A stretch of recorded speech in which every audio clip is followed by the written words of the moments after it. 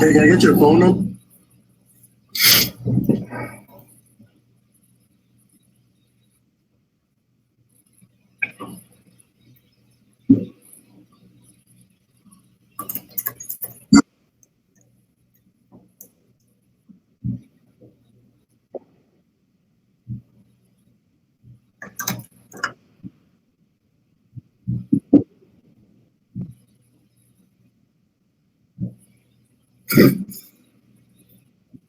Does Crawl have a song yet?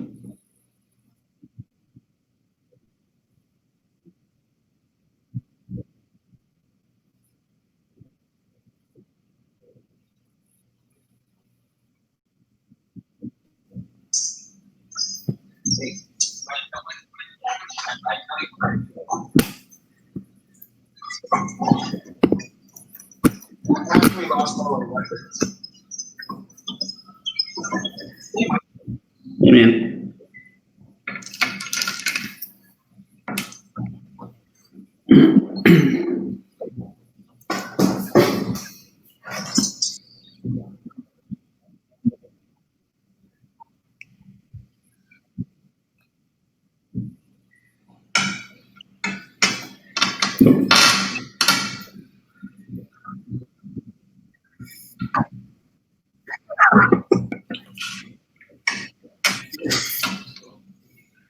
I might have missed the joke if there was a joke there, but.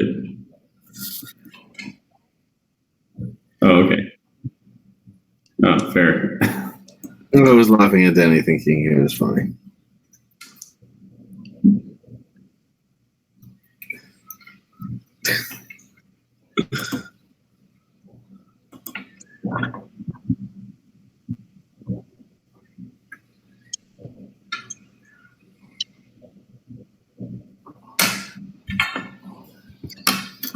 There's a lot of noise happening near Mike.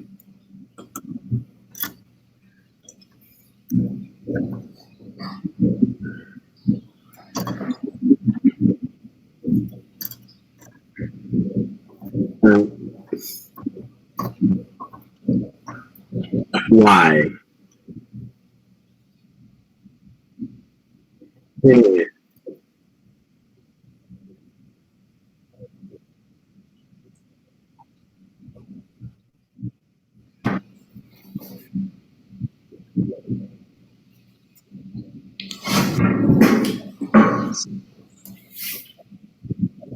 Continuing on with yesterday's video.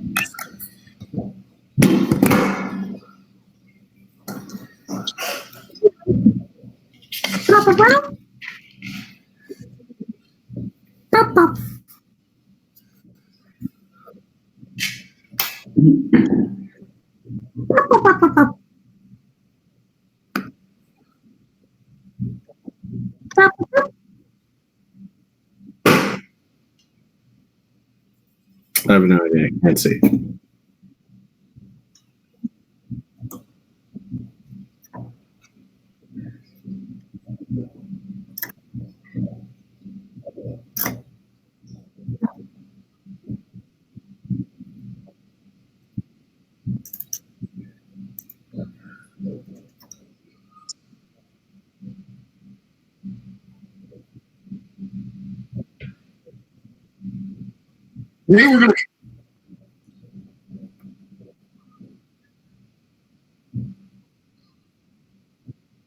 Oh, okay. As long as they didn't feel like it.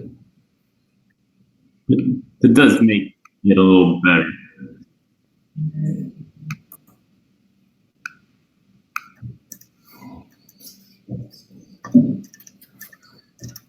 Maybe they're just taking a long weekend.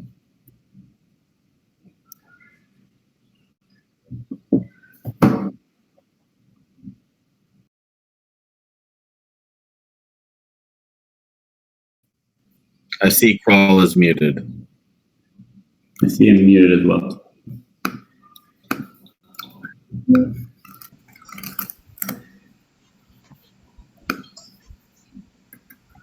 On the plus side, I had Sonic today, so The Hedgehog? no. In the fast food chain. Oh. It's good. It was good. It was very good. It's no Chick-fil-A, but it's good. This is true, but I don't feel bad eating there. You don't have to feel bad about eating at Chick-fil-A anymore. Why? They stopped donating to all those anti-gay causes. Are you drinking coffee right Yeah. now? Yeah, espresso. My day was long. I understand.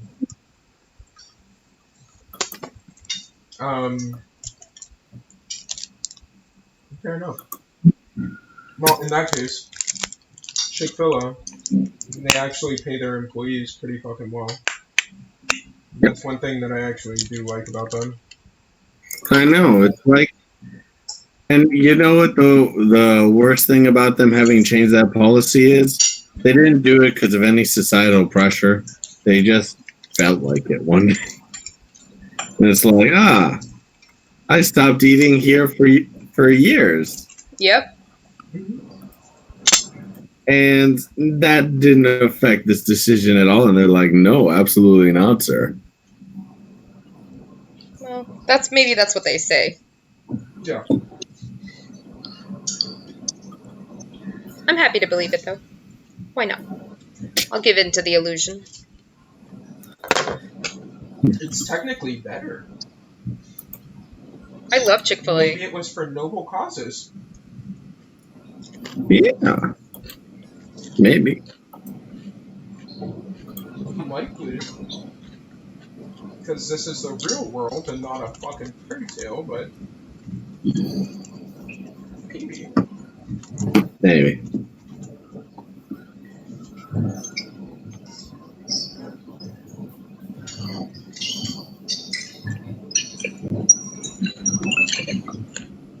Hi, Mike. Whenever you're ready for us. That's fine. We gotta get all the political and social commentary out early. Oh, I didn't know you were waiting for us. He's always waiting for us. Oh, I was waiting for him. So I just kept talking because I don't No, want silence. I think you forgot how school worked.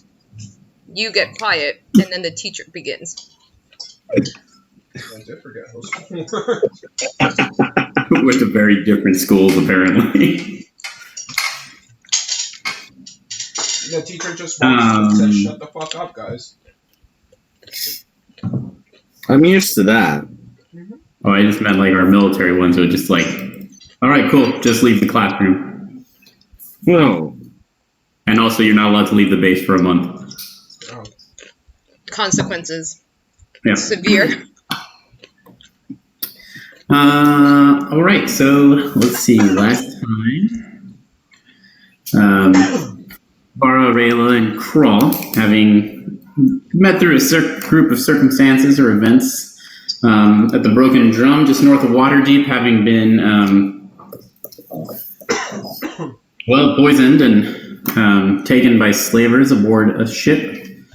The group, after about 13, 14 days at sea, ended up meeting with a mysterious man who seemed to offer them their freedom in exchange for a favor sometime down the road.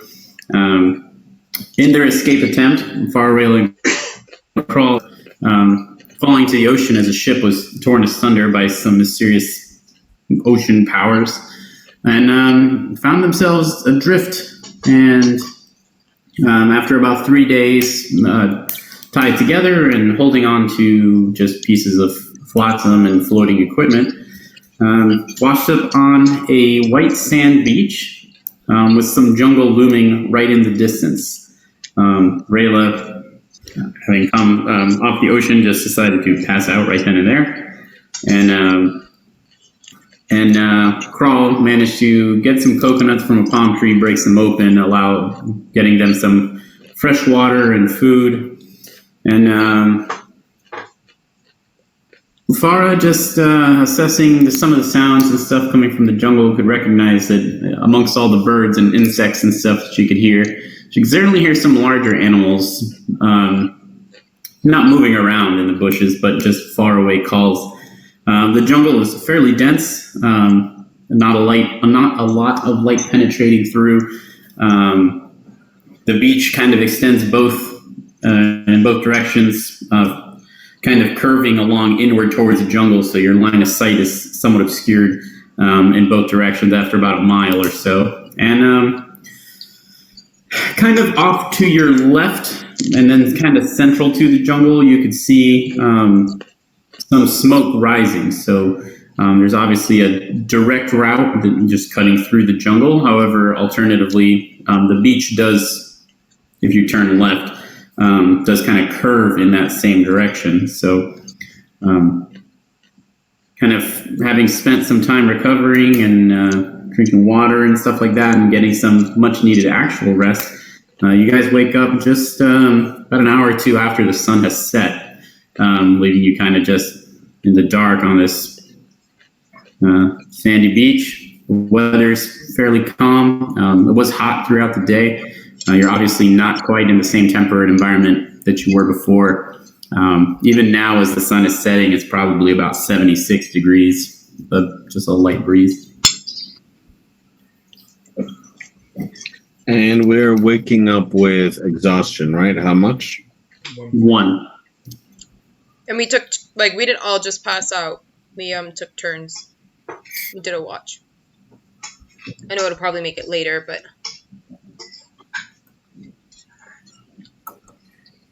Considering there's some animals out there. Correct.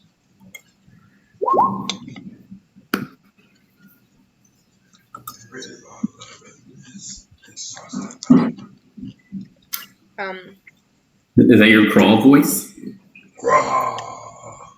Sounds like Zurg from Toy Story 2. Yes. I like it. That's the point.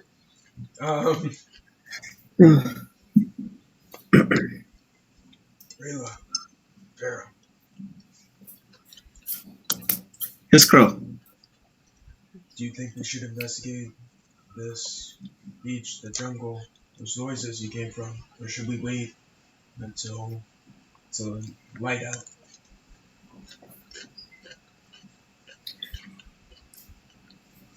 Well, the smoke might not be, whatever fire's causing the smoke might not be burning in the day. Might make it harder to see.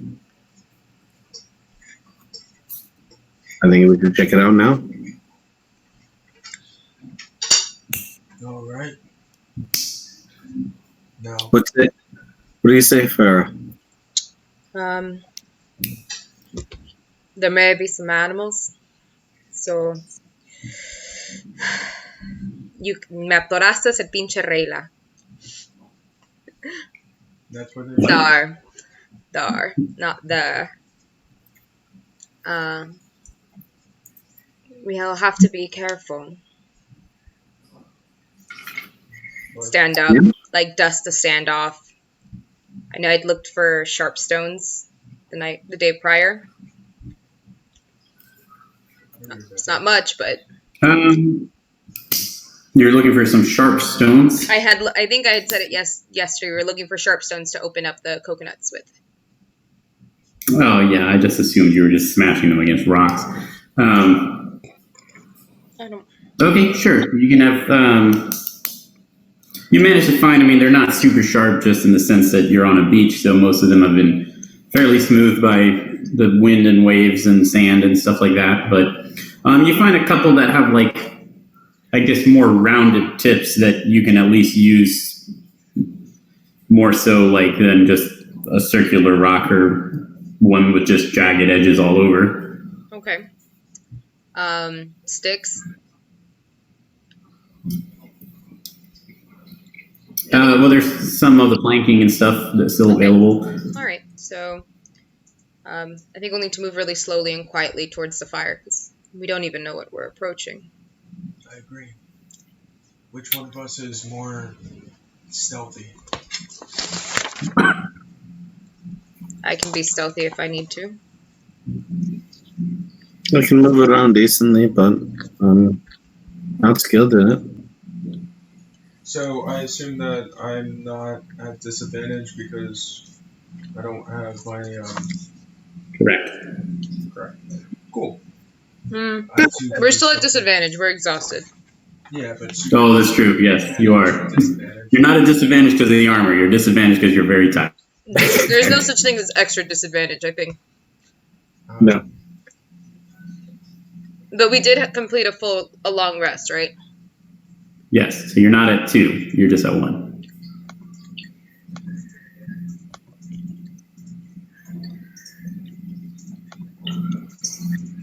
Let me make sure that connection is set up.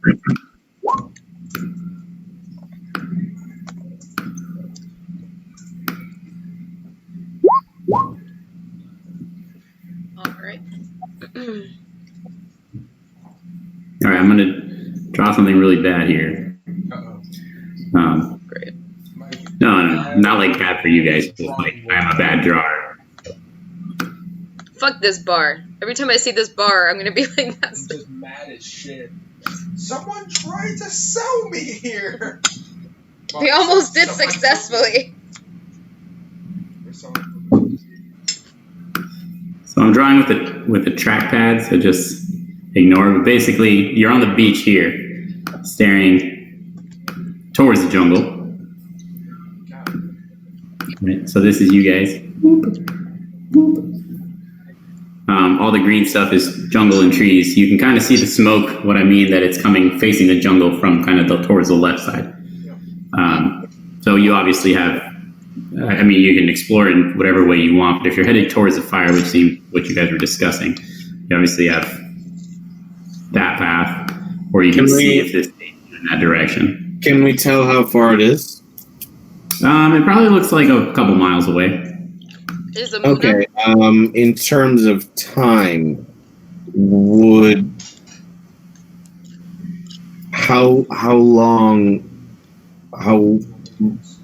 long would it take to walk either route? Great question. You have no idea. Okay. The beach is obviously more open, so you could walk a little faster through it. Mhm. However, from where you're standing, there's no guarantee that the beach even takes you in any roundup. Or it's not a very direct. You don't know if it's kind of curves a whole bunch in and out and stuff. The jungle, you can obviously take a more direct route. However, travel through is obviously more densely populated with trees and more difficult to maneuver through, and you may not have line of sight to the smoke while going through the jungle. It is a fairly clear day. The moon is out, so visibility is not horrible. You also have dark vision and stuff. So you can see the smoke clearly from where you're standing. That being said, as you maneuver through the jungle, if that is your path, it will likely become obstructed at times. If we go this way, does it go into jungle? No, it's the beach. I mean, the beach, it kind of... Yeah, so it curves. The jungle encroaches on the beach and then back out and kind of in and out in that regard. But generally, you'll have at least, 30, 40 feet of white sand between the jungle and the ocean. This looks like an angry Shakespearean frog. It'd be my experience that we should probably run a perimeter. I agree. Yes, I agree. I agree. The jungle may be too dense, and we'll just be tripping over one another. Well, beyond that, I wouldn't want to run through it in the middle of the night. True. This too is true. All right, so we're taking the beach then. Yes. Walk, walk, walk. Quietly and slowly, yeah. Yeah, in a stealthy fashion. We walk. Sure, as stealthy as you can be in a big open beach. Dragon. We have palm fronds that we take with us and we We're put in just- front of us, We're and we just- become a wall of fronds. I'm sure that won't be any less suspicious than 3 people just walking the beach by themselves. No, these plants are moving. Just some shambling mound coming, people shooting fire arrows at you. Oh no, there's gonna be fire arrows. Yeah, so the walk through the along the beach is easy enough. As I mentioned, it's fairly soft sand. You've got just some kind of soft waves like lapping up on the beach. A little bit of sea spray and stuff like that. The wind is still fairly warm as it kind of blows off the ocean, but it's certainly cooler than the air. And, the typical sounds of birds and stuff has progressively died down to more sounds of like insects. And every once in a while, you guys can hear like kind of like screechers or roars of larger animals. I don't like that. And yeah, let's see.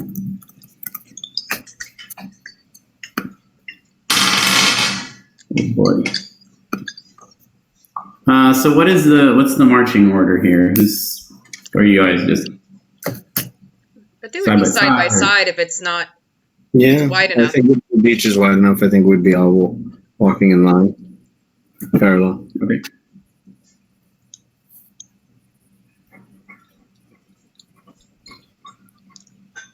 All right. So who's closer to the ocean? Who's closer to the jungle? Who's in the middle? Closer to the ocean. I could be closer to the. I could be in the middle then. Protecting their young. Oh, Gotta remember your guys' new names. Far away crawl. Wow. it's funny. I'm probably the oldest one here. How old are you? Oh, just a young, 103 years old. So like 13 and elf. Well, about like 18. 18, 19. My 18th birthday was yesterday. Do half elves age differently? If I didn't look that up, then I'm probably in the wrong age. They do. They do age a little slower than, not quite as slow as elves, but Yeah. I think they live to like 400 as opposed to like 900. Something like that. I don't know. We get the gist. You're like 35, right? Is that what you had said? Or 30 or something? Yeah. You're elf 30. So, There you go. 35. Uh, 30s as well. Hey. We are maturing with our new characters. So, yeah. That's the god the fucking sun is. Who?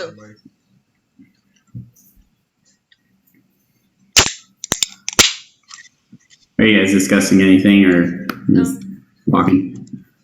Like, here generally, or in Farah, Rayla, and Crawl?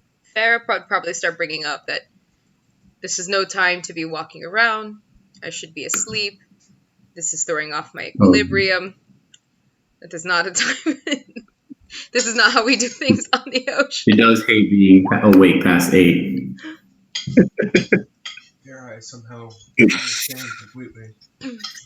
Specifically. Well, now you're just trying to go after the hunt. We've already decided to go. We might as well see this through. Listen, there's no point in complaining after we started walking.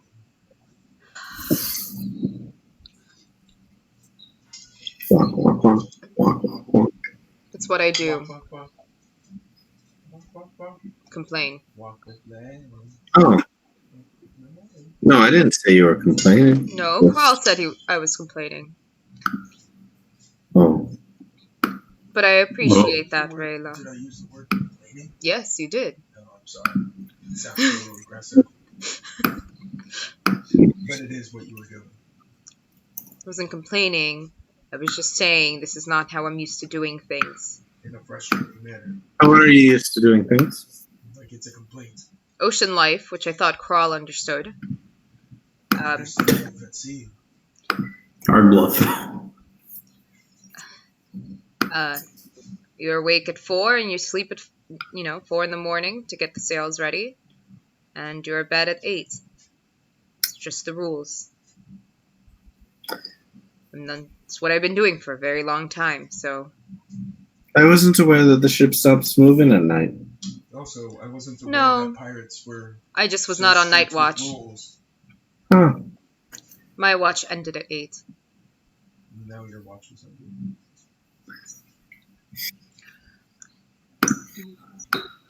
but I was not aware of such strict rules with pirates.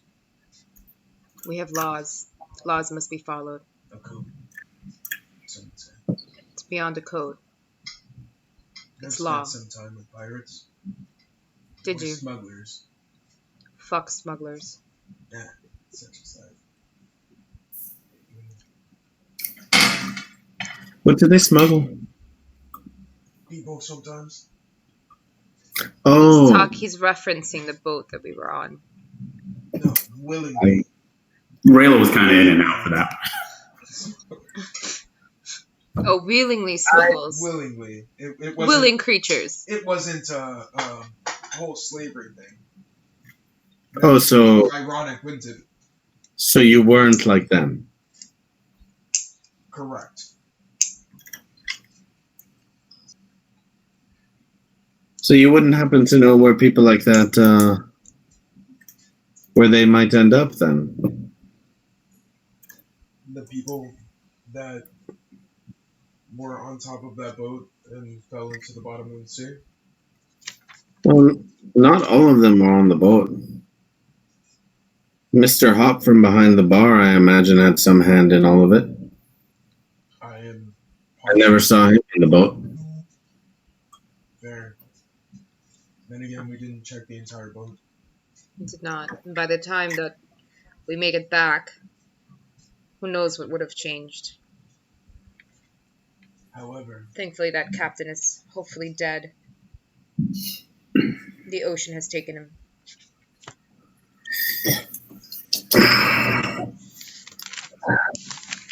My commander always said, never trust someone to be dead till you've killed them yourself.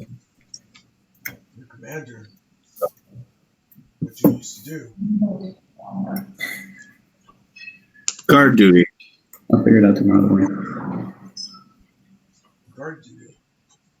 Fascinating. And if you don't mind me asking, where did you do this guard duty? For whom? Oh, for a city. My mother pledged me to it when I was young. A life is a life. Life is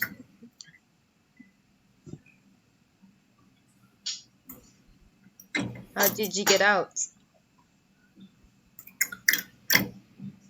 I didn't. Oh, I ended up on a ship. I'm worried they'll think I abandoned my post, but hopefully I can make it back in time that they'll barely notice. we don't even know where we are. Well, yes, but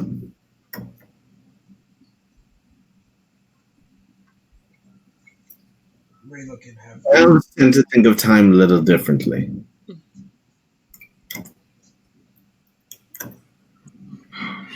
Fair. Appreciate your sense of hope. As we're walking along on the ocean water, I'll look to see if there are any shells from this beach that I can add to my necklace. Sure, roll for perception.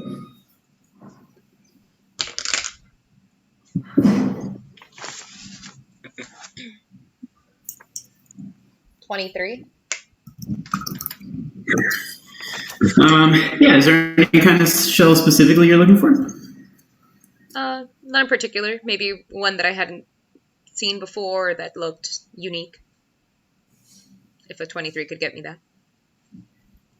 I mean, I guess it depends on what kind of shell you don't currently have. But yeah, I mean, there's typical like seashells and stuff spread out amongst the sand. You have, just like the normal like clam shells and scallop shells and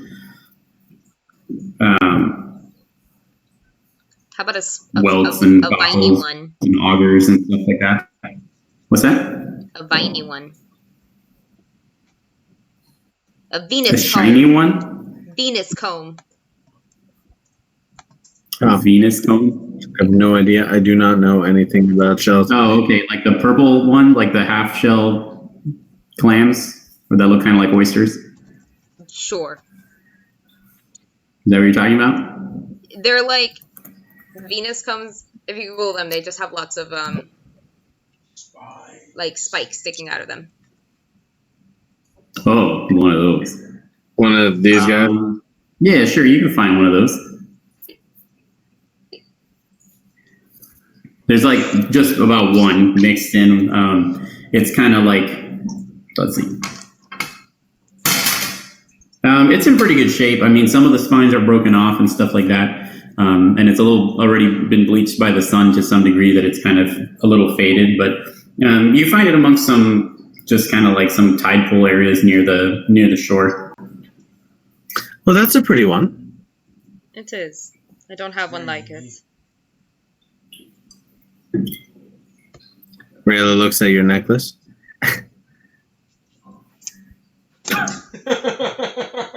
All right.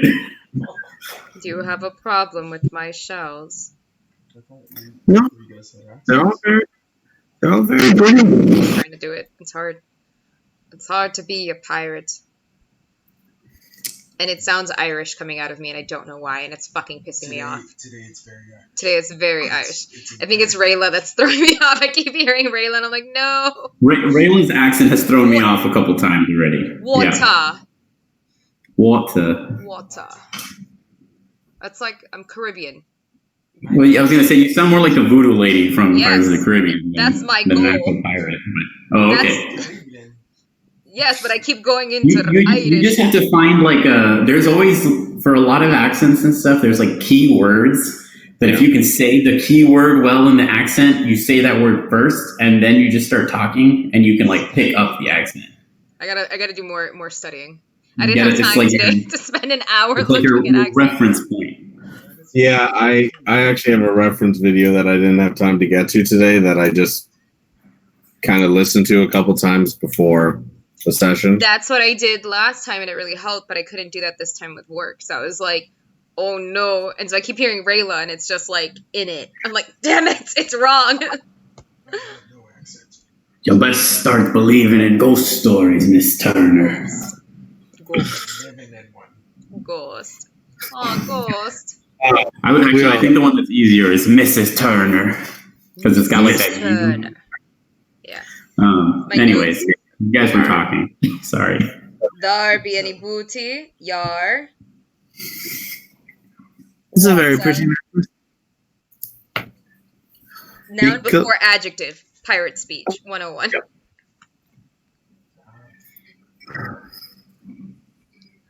It's a beautiful necklace.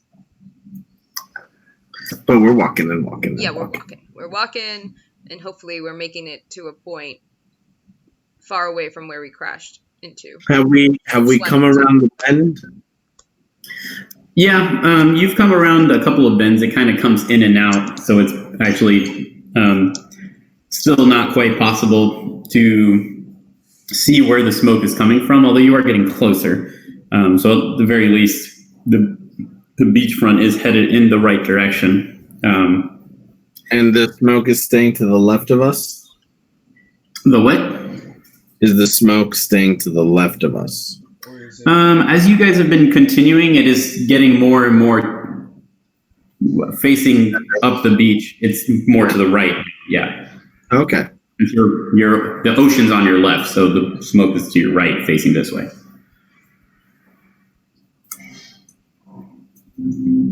I'll draw it for you. When we get close enough to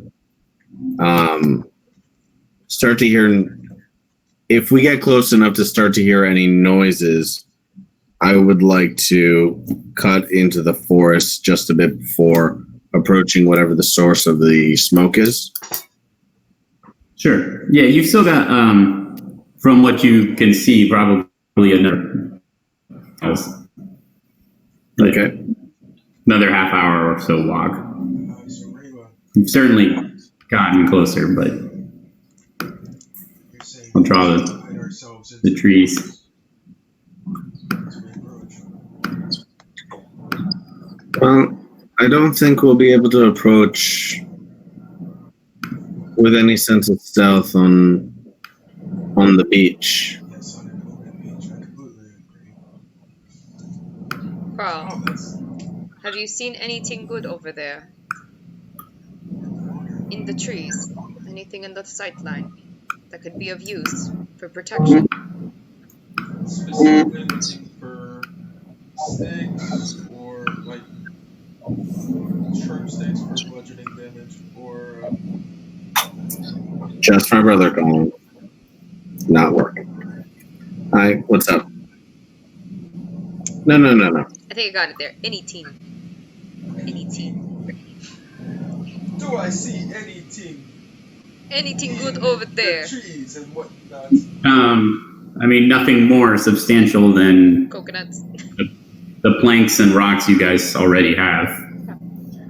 Mostly palm trees, which aren't exactly long, like good lumber trees. A couple of coconuts and stuff like that, but there's a lot of ferns and like smaller like leafy plants and stuff like that that are kind of just past the palm trees starting the jungle. But for the most part, most of the trees you see are either very large trees past the palm trees, or they're kind of just like ferns and stuff that don't really grow their own sticks or anything hard. So basically, this is a tropical forest, not a. This is a tropical forest, yes. Okay. Fibrous plants, not hardy Correct. wood. Got it. Do you see anything in the skies? Like, I know you said birds stopped. Yeah, a lot of stars. It's actually pretty. Shrek. Is that I Shrek. love a nice star. Get out of the swamp. I didn't mean to draw that, but yeah. So as you guys are walking along, though, let's see. What's everyone's passive perception? Is 15. 12. 15. Doesn't beat it though. Yeah, like Farah, you hear first some kind of like rustling in the ferns, kind of behind you as you guys kind of close in. As this kind of big rocks amongst the right along the beach. And as you kind of whip around, it takes Rayla and Crawl like a second to notice that you did, and then both of them whip around, and you just see this like black shadow just running from the trees straight at Crawl.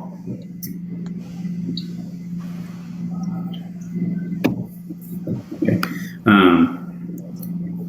And this thing just jumps at him. What's your current armor class, Crawl? 15, I believe. That's without the. Should be 10 plus your dexterity modifier. Oh, 11. What? Yeah, you don't have armor on or a shield. I know, but I'm here, let me take off my armor. It should just be 10 plus whatever your dexterity modifier is. Yeah, plus 13. So 13. You said plus 2, so it's 13? Plus 3. Oh, okay. Yeah, so this thing just like leaps at you. Faro Rayla, hearing this like cat-like growl, you see this panther just jump on top of Crawl like on his side.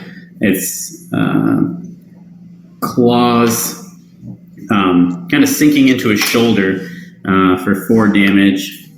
And then, Crawl, can I get a strength check as this panther's like 2 claws sink in and it tries to pull you down to the ground? Okay. That's a dirty 20. Okay. So as this panther sinks, you kind of manage to find your footing and pull away. Its claws just like tearing through the clothes and stuff on your right side and against your back and chest. Everyone on a roll for initiative. 17. We're rolling with disadvantage, right? Oh. It does initiative get That's disadvantage? just for checks. I don't think it's an initiative Okay. roll. Gotcha. 17. Okay, either way, I rolled a 6. So Crawl, you're at 17. Yep. 8. Okay.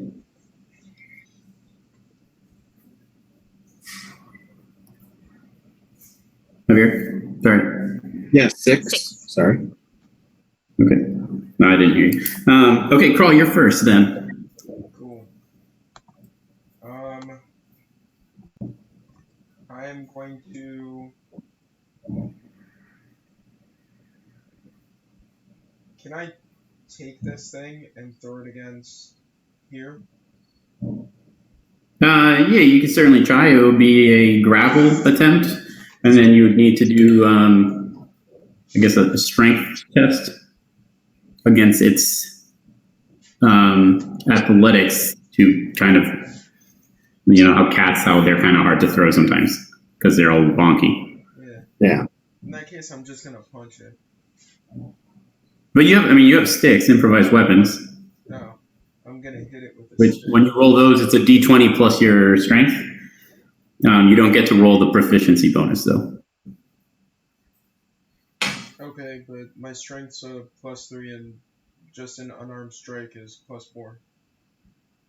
So then use your fist if that's what it is. Yeah. But doesn't unarmed strike just do 1? No, really? Like so. No, Yeah, unarmed strike only do 1 damage. No, he actually has 4 bludgeoning damage, and he gets a +5 to his unarmed strike. Okay. I don't know. It's what his paper says. Do we know why? Because I'm an orc. Half-orc, probably. Is that what it is? It was the same thing with Killtor.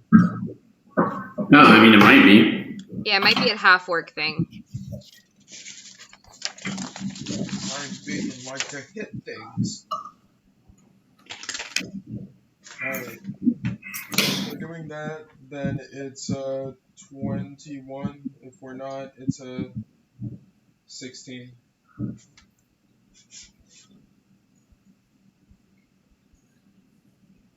So I don't know if both of those. Yeah, that's not a half-orc trait. Is it blood hunter thing?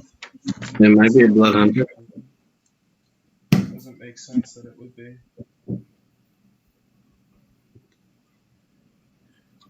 I don't know. I'd have to look into your thing and figure out why your unarmed strike. So typically unarmed strikes only do 1 point of damage. The difference may be for you as the blood hunter within your lycanthropy form. But I don't think you have access to that ability yet. I don't. So typically unarmed strikes, unless you know why, you just roll your strength with your strength and it's 1 damage. Alternatively, you can fight with your stick or your rock, which will be your strength modifier. And then it does improvised weapon damage, which is 1d4 plus your strength modifier.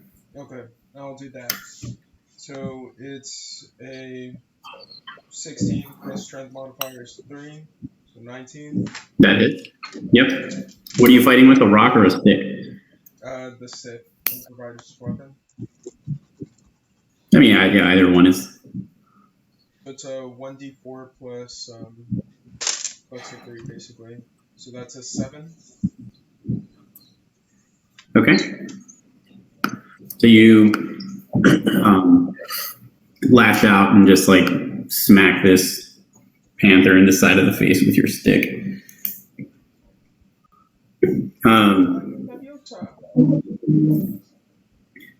In retaliation, the panther tries to claw back at you. As it kind of backs up, it gives a swipe right as you catch it in the head, and its swipe just completely missing.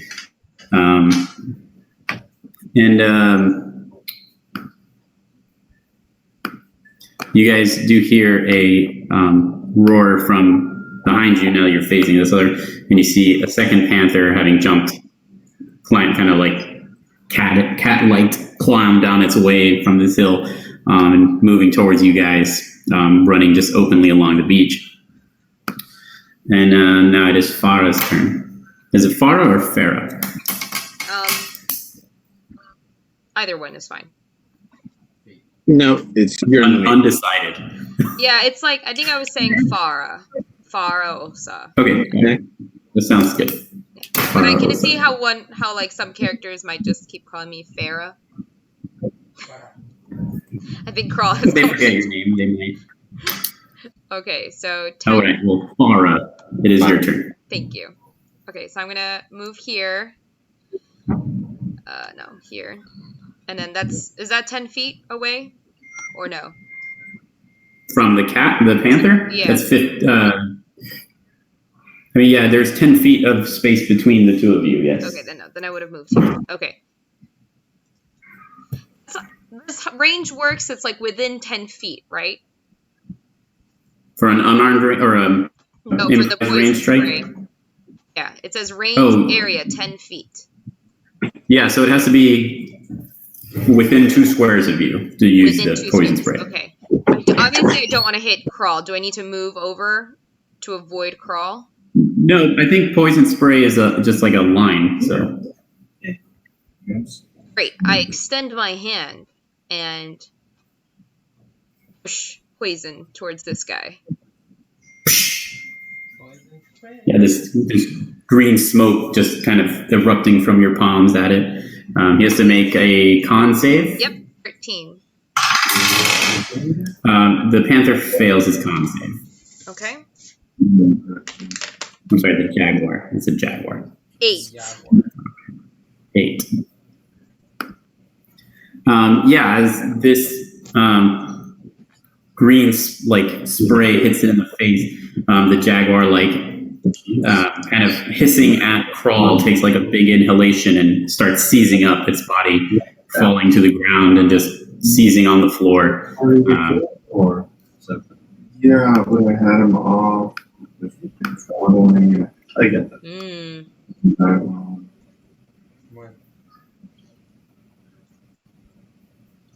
It is, for all intents and purposes, out of the combat. But yes, I understand. I'm trying to do this so we can keep track of how many enemies there were, and how much loot or stuff they have when you guys try and loot them. So cool. I'm gonna take its teeth. Mike, am I up? It is your turn. Yes. Can I get up onto this rock? Yeah, I mean, there's differing parts of it. This one is harder to climb. This one is about 10 feet to the lowest point. This one has like 5 feet, 10 feet, 15. Yeah, I'm just looking to get up on this section here. Yeah, give me a strength check. Sorry, athletics. Athletics or acrobatics? Athletics. Okay. Climbing is athletics. Gotcha. If that's the case, I am not going to do that. I'm going to... Sounds like you were already trying to me, but all right, go ahead. Fine, no problem. I'll give you the check.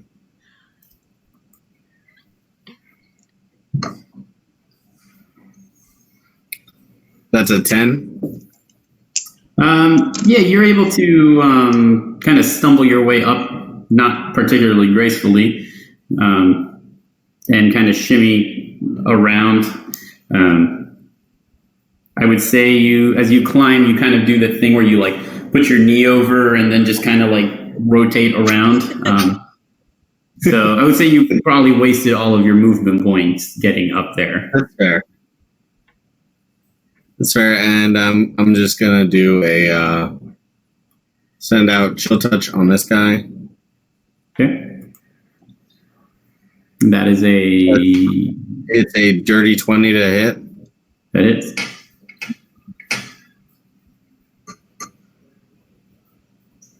And it's 2 damage. Okay. This small wave of necrotic energy, the panther or the jaguar recognizing that it doesn't feel great, but is not sure why.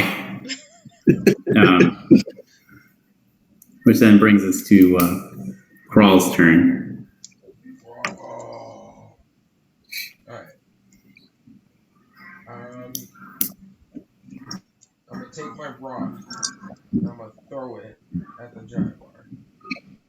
Can Okay, so the rock takes a dexterity. If you're attempting to throw it, will take a dexterity attack instead. Okay. So it's a d20 plus your dex Or it's modifier. just a plus Just your check. dexterity. Okay. Yeah, no proficiency. That is an 11. So as you throw the rock, the panther or the jaguar kind of sidesteps it and continues to charge in towards you. Cool. I'm going to try to climb up here. Can I do this?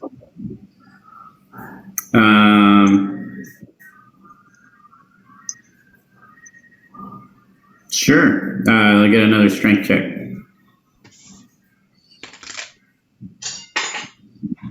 And is that, I guess, strength, acrobatics, athletics? Sorry, athletics. Yeah. 24. Yeah, you just kind of with your running start, you just jump, catch the top, and prop yourself over. Rayla just like, wow, that was cool. So that's how you're supposed to do that. Yes, sometimes. Sometimes. Yeah, so the jaguar now, as it's running and crawl, just kind of climbing onto this rock, focusing its attack on the one remaining target that's easily accessible. Pounces towards Farah. And misses. Farah kind of sidestepping, and the panther landing in the sand. The jaguar landing in the sand next to her, kind of sliding a couple of feet down. There is Farah's turn. Okay, I'll try the same poison spray. This time I want to try to like grab onto it. Those I know I can't grapple. I know I can't grapple, but palming in its face. So you want to use poison spray on it? Yes. For flavor in its face. Gotcha. He passes his constitution save. I don't do shit. You put your hand out and he turns trying to like claw at your hand, and you don't find any good opportunity to like actively touch the creature without losing your hand. I have a Cinderella. Right. Okay.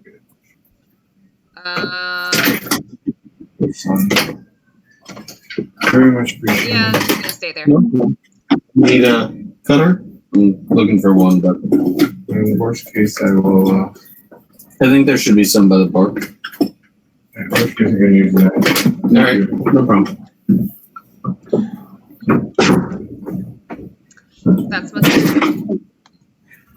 Okay, well then that brings us to Rayla then. Cool.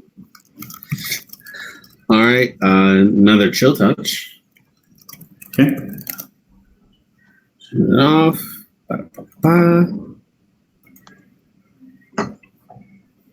18. That is.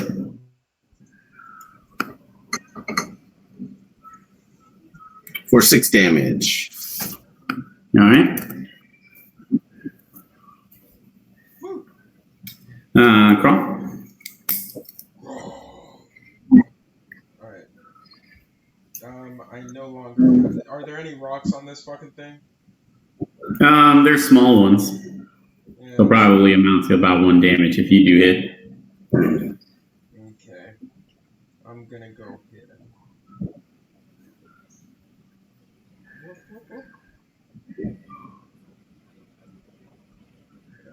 Go here. In case someone wants a poison spray or something. So that I'm not gonna kill them. And I'm going to use the stick. Okay. Wingardium Leviosa! And that's 15. 15 hits. Nice.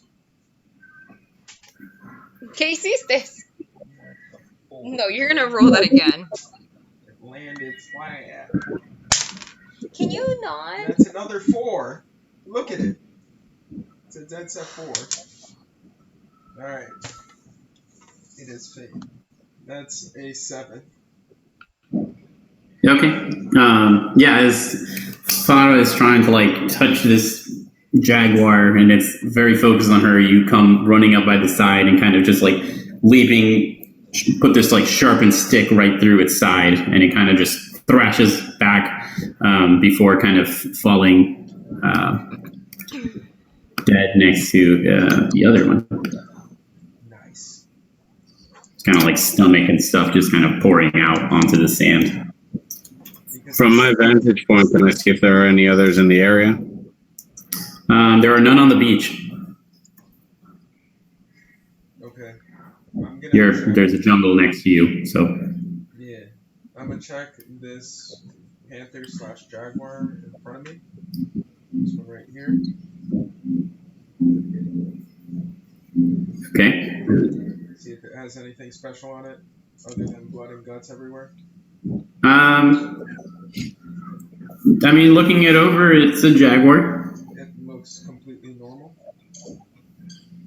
Yeah, it's a big cat. Cool.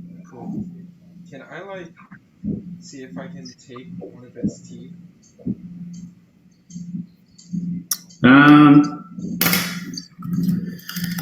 How big are they?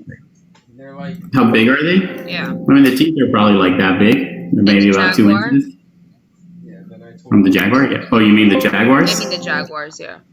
Oh, I mean, they're like normal jaguar size, 6, 7 feet. We may want to take this as an offering to the people.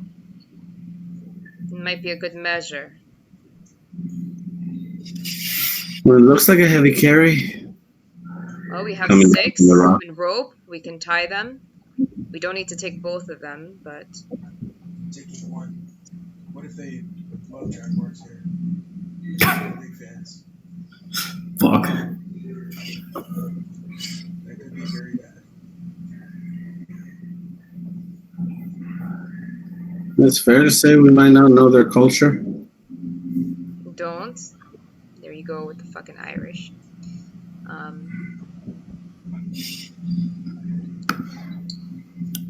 Well, we're trying to go into the forest or the jungle to take a look. Yeah. Actually, at the mention of that, does it look like this? This rise? Does it look like it goes back down further along the beach, or is it just continued cliff? This one here. Separating from the forest. Yeah, just it goes back. It goes back down to the beach. Probably about like another 100, 200 yards down. Yeah, before or after the smoke.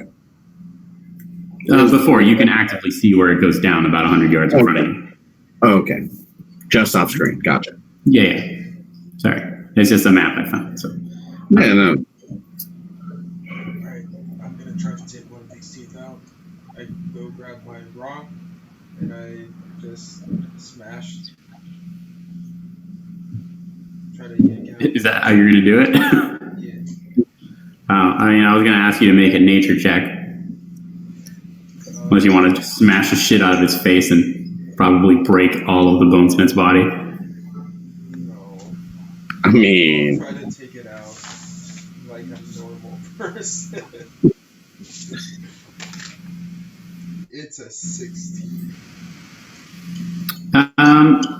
Yeah, so smashing its skull with this rock, you're able to pull out one of its canines. The other teeth are generally smaller, but the canines are kind of the more interesting one. So you successfully harvest. The other one is kind of chipped in and of itself. You can attempt with the other one as well if you would like. If it's chipped, then no. How hungry are we? No, I'm saying, sorry, the other jaguar. Oh, Okay. yeah. Do you guys mind if I try taking it out with just normal nature instead of using a rock to bludgeon it? well, if you think it'll be quicker than just continuing to beat it over the head, sure. Quicker possibly, but less fun. Yeah, to each their own. That's a 19. Yeah, so it's about the same. I mean, one of the canines is kind of all messed up, but you're able to successfully pull one of them out. leaving you with the 2 in total after having to extract from both of them. Not sure if this could help down the way, but I like to keep things and put them in my pockets. Find them later. He says, looking into the beach. How hungry are we? I mean, you've been walking for probably like 2 hours now. You are fairly hungry. I mean, you haven't eaten well, you've eaten, but not like legitimate food in about 3 days, other than just some like fish that were able to be caught, and you had to eat essentially raw. Unless someone has a fire cantrip, but no. Should we try to cook some of this before we go? Cook on what?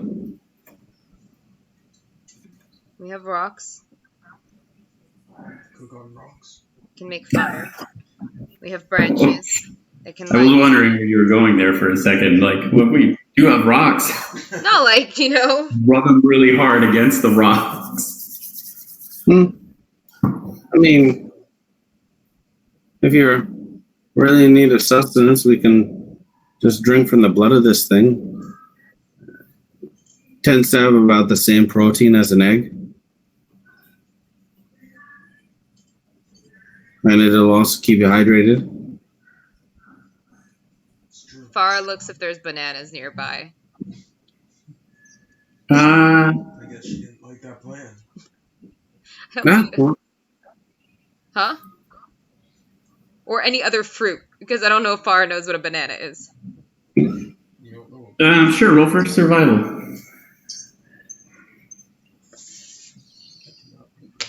Huh? Survival. 14. You can see kind of past the tree line, there are some ferns, probably like 20, 30 yards into the forest, that you recognize like have they're like edible root ferns. You will have to go about, like 100 feet into the forest to get them. Okay. You are aware that they don't taste very good and they're not much, but they are edible for survival situations. Yeah, I'll say you guys do that. I'm gonna go harvest some roots. You're gonna go alone into the forest? I'll be fine. Are you sure? We're going to follow you. Wouldn't be too much trouble. Okay, well, leave one of the jaguars behind and bring the other. You want us to drag the jaguar into the forest? Can I actually, Mike, can I actually pull a claw from one of these guys? Sure. Roll for nature.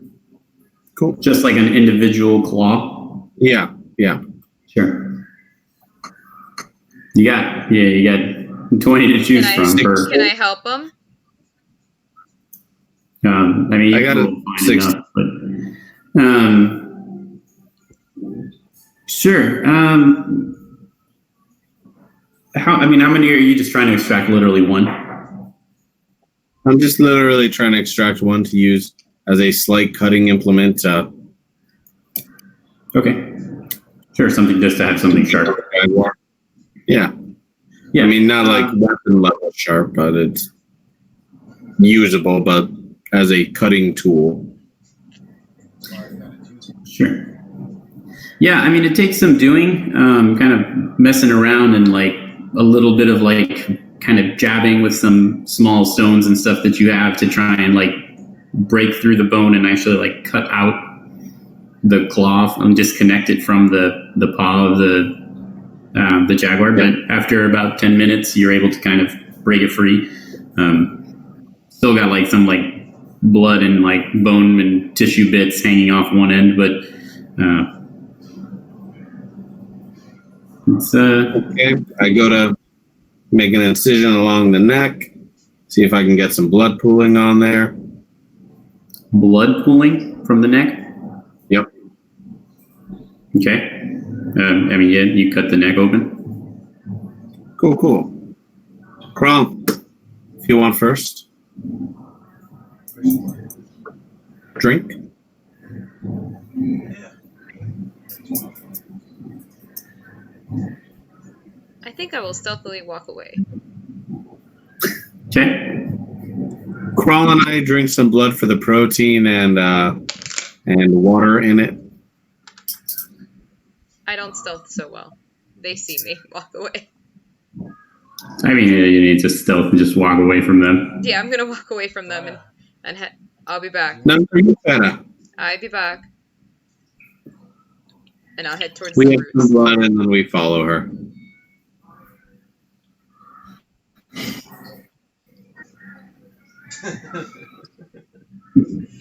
Okay. So, Farah, you're moving into the. Yeah, just going to that edge where I saw the roots. Okay. Yeah, so you walk about maybe about 100 feet or so into this jungle. You can feel the moment you cross all the trees, the humidity just shoots up, and so the temperature probably increases 5-10 degrees. And yeah, it's way louder, all the insects and stuff like that. But you make it to your ferns. Bend over, kind of start digging them up. Probably about 100 yards in front of you, as you're kind of finishing up, you see from some ferns, just this kind of puff of smoke starts, and it just kind of starts rising, kind of dissipating, maybe 10 feet above it, and then it kind of just shoots up like this, and then starts to spread kind of in an arc, but slowly going in your direction, and you just kind of hear this low growling, I'll tell him there's something be approaching. We best move back, and we'll back up out of the wilderness. Okay. Because it looks like fire smoke, or it's kind of like a purple smoke. I mean, it's hard to tell in the night, but with the actual colors, yeah. But it looks bluish purple. But fog, it's settling, or No, it's rising. It dissipates about 10 feet into the air, but it kind of started in one column and then just kind of started spreading like a wall almost. Yeah, there'd be smoke coming. Can we go around it? You tell us about. Sorry. Well, I mean, it's moving. It's not, and it's in the jungle. It's not on the beach.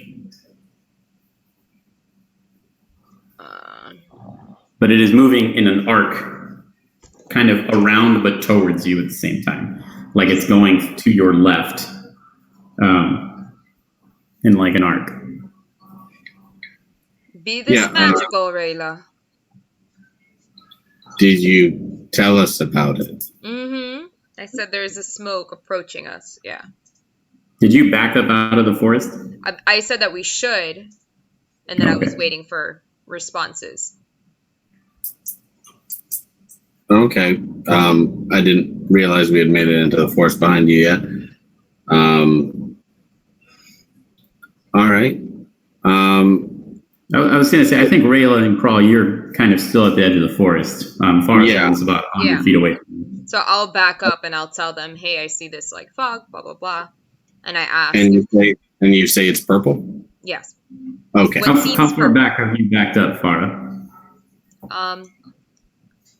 If I wasn't at the edge, right? I was inside of the forest. You said 100 About 100 feet past the edge, yeah. Okay, then I'd probably back up 50 feet. Okay. The smoke keeps arcing to you, Farah.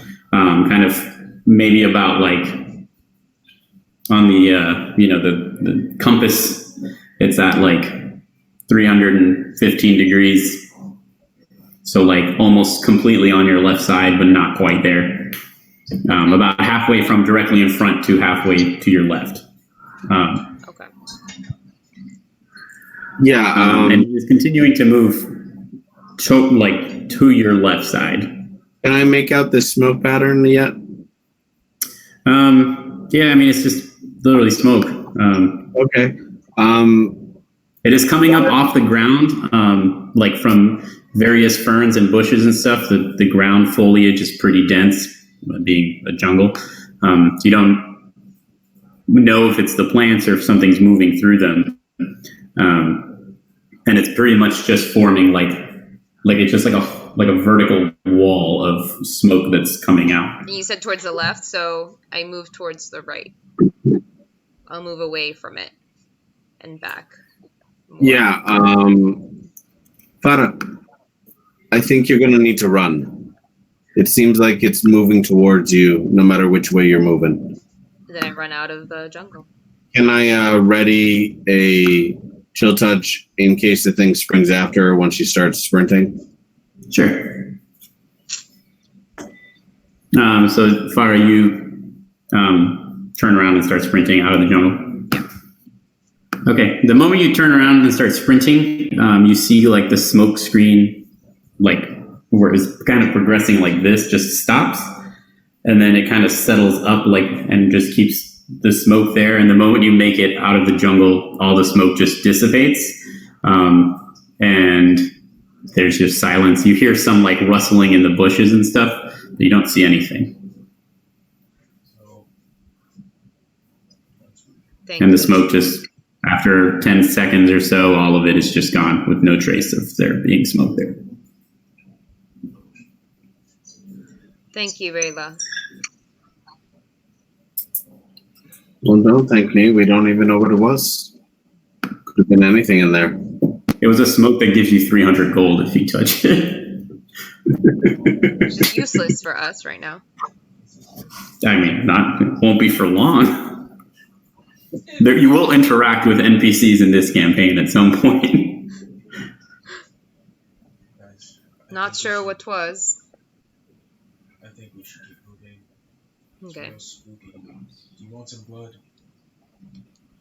Yes, did you get any fruits in there? You did get your fern. I mean, you have the whole fern with you, not the root. Yeah. I didn't pass run it out along to them. with an entire plant.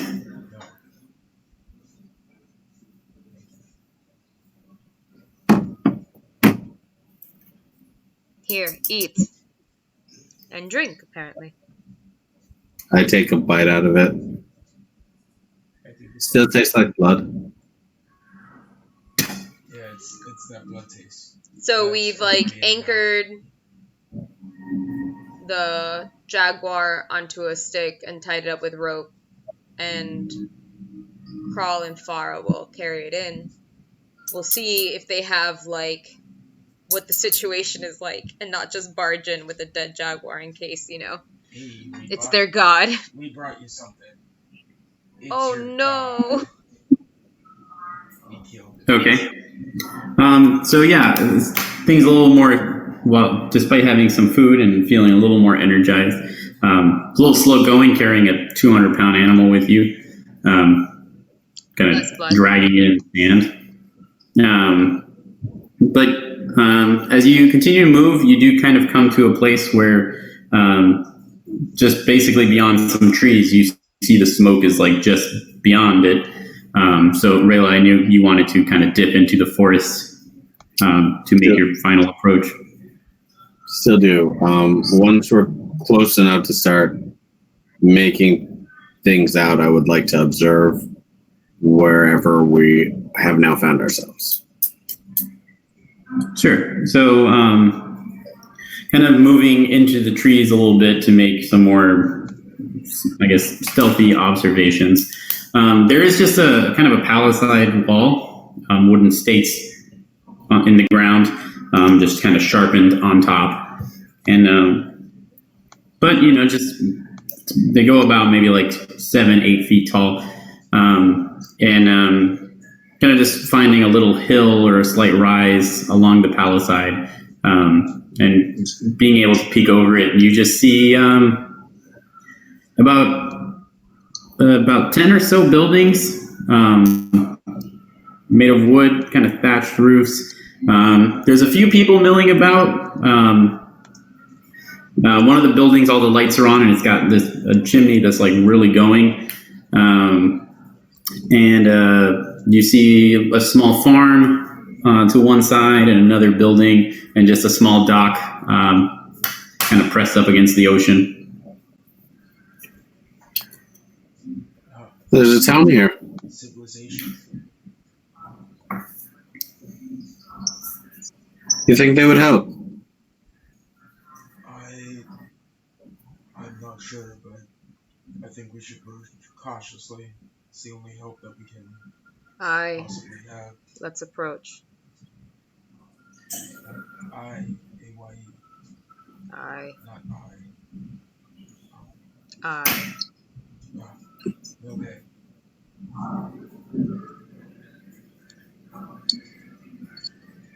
Yeah, I look for a break in the palisade wall to find a proper entrance to this place. I'm gonna look for Jaguar insignia. Just in case. Okay. Sure, you can make a perception check, Farah. Rayla, you're just going to follow the length of the palisade, right? Yeah. We're still making disadvantage rolls, right? You are. Cool.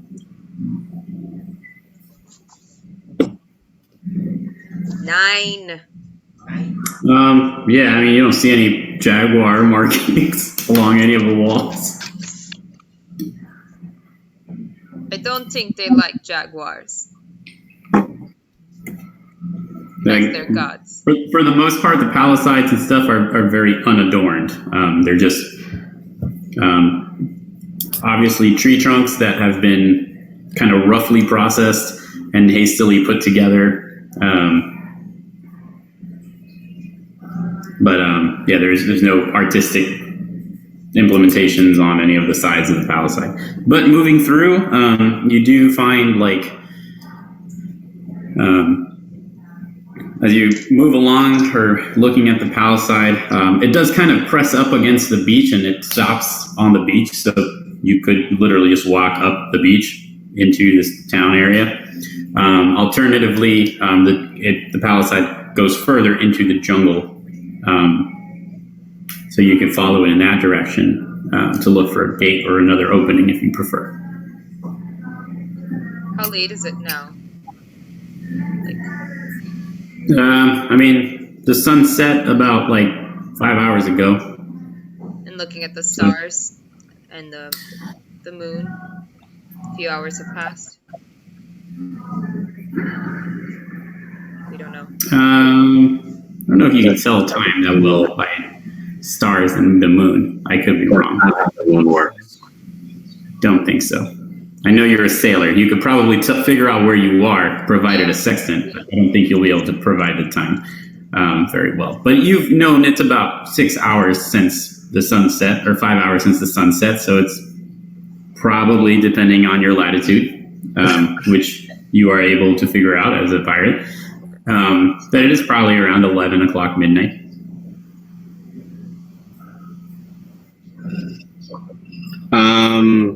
It is late. Oh, yes. Sadler's a town, though. Just here on the brink of nowhere. I look around for any people about. You don't really see any. There was one person who seemed to walk from one of the small buildings kind of closer to the palisade side that you're on. Left one of those buildings and then entered. There's kind of a building in the center of a small settlement that has its lights on. Yeah. He went past that and into this building. Do you think we should approach the center building? Yeah. I vote we cautiously walk through this town. Far missing the sense of having a captain. Starts leaning towards Rayla, recognizing that she's probably older. Oh boy, leadership. Oh. Aye, captain. And then she just that felt weird. And stops herself. Rayla sees her. That's like the pirate equivalent of calling your teacher mom. Rayla hears her saying it, looks at her, doesn't make any mention of it, and just keeps moving on. Like, I'm not dealing with that right now. And starts walking towards the main house. Okay. Looking around for people on the way. Yeah, I mean, in the town, it's fairly quiet. You don't see anyone, but here's kind of the general layout of what you guys see. You're coming up the beach here. The one with the lights on and the chimney smoke is this one here. But like I said, coming up the beach. What's that? Did you make this in Age of the Empires? No, I made this in Incarnate, but it does look a lot like Age of Empires. But just something I thought of. It's a pretty good idea to do that. I love this, by the way. This is beautiful. So yeah, coming up the beach, following it with the ocean on your left, there's a small dock, probably just large enough to support maybe like a ship of maybe 20, 30 feet at most. Currently nothing moored up to it, just a handful of crates and stuff still alongside the dock. A number of small buildings to your right as you come in. All of them have their lights off, just a little bit of smoke kind of coming out of these chimneys, but really no activity or anything around them. There's a large lake that you can see to your right with a building that's kind of built on stilts over it. The central building, which again, the lights are on, there's a lot more smoke coming out. A small well, some closed up shops or what look like market stands that are closed up with a larger building next to it. And then in the back, you see some crops, and you can kind of hear and smell like some livestock from behind some pens that has a building next to it. And then all around the palisade just kind of runs maybe like 50, 60 feet away from all the buildings and kind of around this lake and through the jungle. All right. When we get to this small place, I want to knock on the door, even if it's open, just drawing attention that we are here. Okay. Are you all going up together? I'm gonna take probably 5 feet behind. Yeah, we're holding on to the stick that we tied the jaguar onto. Oh, yeah. So we're just like this, looking ragged. Probably looking terrible. Yeah. Crawl and I got some blood after 4 days in the ocean in the same clothes, and then another day and a half on the beach. Yeah, we drank blood up there. I don't think that You did. You are covered in blood. I am not. Rayla and Crawl, yes.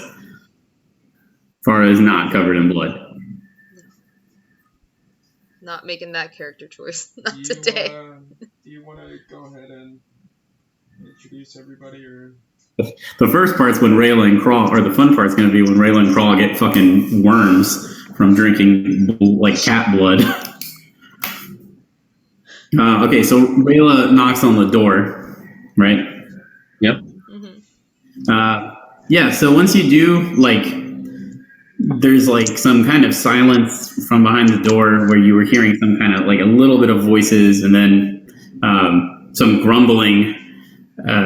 You can kind of hear who the hell is knocking on the door? But so the door opens up and kind of standing below you, there's this kind of older dwarf with this big bushy orange beard and just his hair kind of is long and tied off in braids down the side. And he kind of starts a little back. Oh. And he noticing that, you're not an immediate threat as you don't jump at him or anything. But who might you three be? Hi, I'm Rayla. This is Crawl and Feta, and we've come ashore a couple miles up. We're in need of some food and a good rest. I don't know your customs, but we would appreciate some kindness. You said you came ashore, but you're not with the with any of the ships around here, are you? No, we were on a ship. And Yes, the ship went down. there was a storm. It went down. We were You'd be capsized. I see. Well, that sounds like quite a terrible event.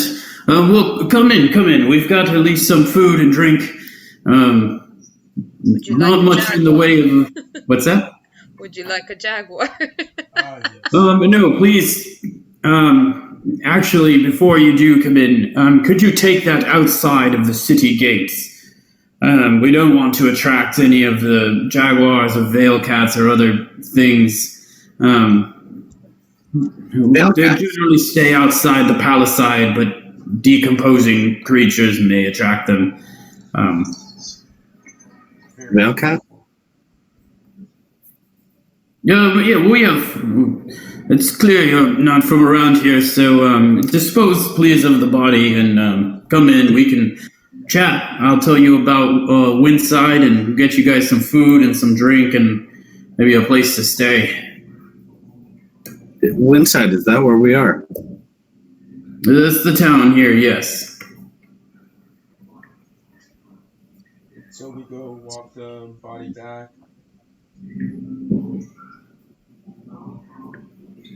Drop it outside. I go with you guys, even though not helping with the lifting. Yeah, he stays at the bar. Does not come to help you. Yeah. So we just boop, dump it. Don't. Yeah. I mean, you guys go past the palisade, maybe another couple 100 yards for good measure. Kind of throw it there next to the water and come back. You see him just kind of standing, the door open, just on the front porch of this building, waiting for you all to come back. And as you approach, he's like, "Oh, come in. Well, it's pretty late. I wasn't expecting more people to come, but we do have some bread and cheese if that's something you're interested in eating. A couple of mugs of ale may set you straight, at least get your head on right."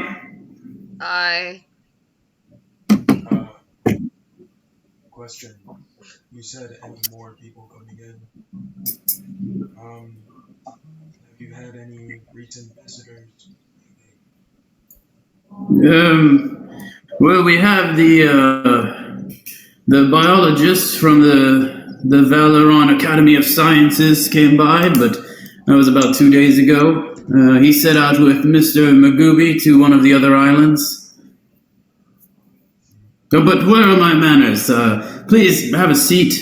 Let me get you at least some drinks and bread here. My name is Amos Raidler, if you need anything. Thank you. And what do you do, Mr. Raidler? He kind of gives a chuckle. He's like, "Well, I own this place. Have for probably about 10 years now, ever since it opened." You mean the town? No, the inn, the Copper Hog.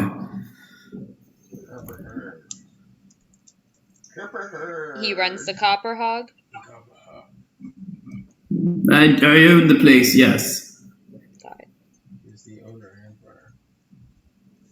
runner. So at this, there's another human male who's kind of watching from like one of the sides of the bar, like the edges of the bar, kind of comes over, and he's like, "Amos, go ahead and get their food and drink. I can kind of explain the town a little bit. If it seems that they're inquisitive and obviously not from around here. Are the three of you all right? He kind of points at Crawl with the big scratch marks like all down your side. With comfort. You guys are also, well, two of you are covered in blood. With comfort of the sin. Yes. Yes, we are. We're standing. That's better than most can say after that storm. I suppose that's fair, and especially coming here and unprepared, and without any kind of weapons or equipment, the jungle can be quite a dangerous place. I be Farah. What's your name? It's a pleasure to meet you, Farah. My name is Reston Waldov.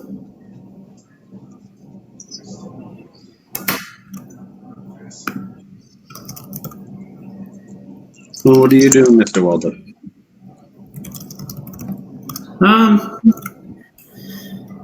Honestly, I just mostly help my wife around here. She is she kind of runs a fish farm on the lake. I don't know if you saw it when you came in. And at this, Amos comes back carrying, just 5 mugs of ale and kind of in between on his arms like this, he's got some bread and just some chunks of cheese and stuff like that. And he's like, "Oh, Reston here doesn't really do anything. He gambles and he helps his wife with the fishing, but he's just lucky that the rest of the town has a soft spot for gambling and for polite people." It sounds like quite the night.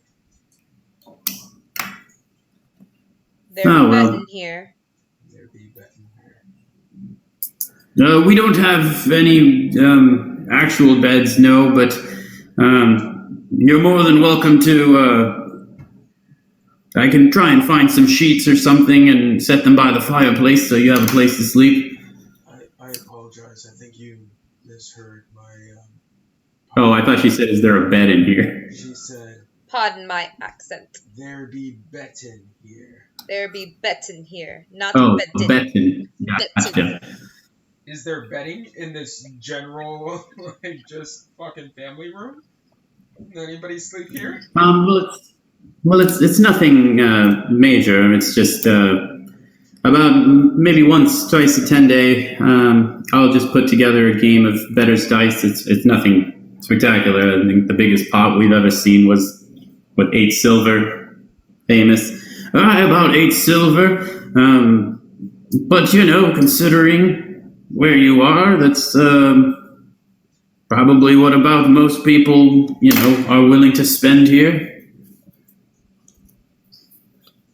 I don't think I'll be betting anytime soon. He sets down the ales for you guys and puts out some bread and cheese. He kind of sits down and starts sipping on his. "So you said you were coming off a ship, then. What ship was it?" It was. I don't think we had the pleasure. The Dying Golf Hotel. Knowing the name of the ship.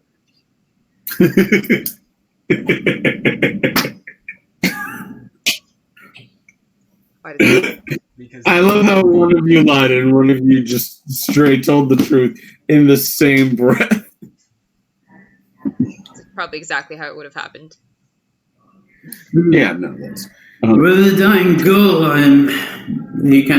Amos looks over at Reston.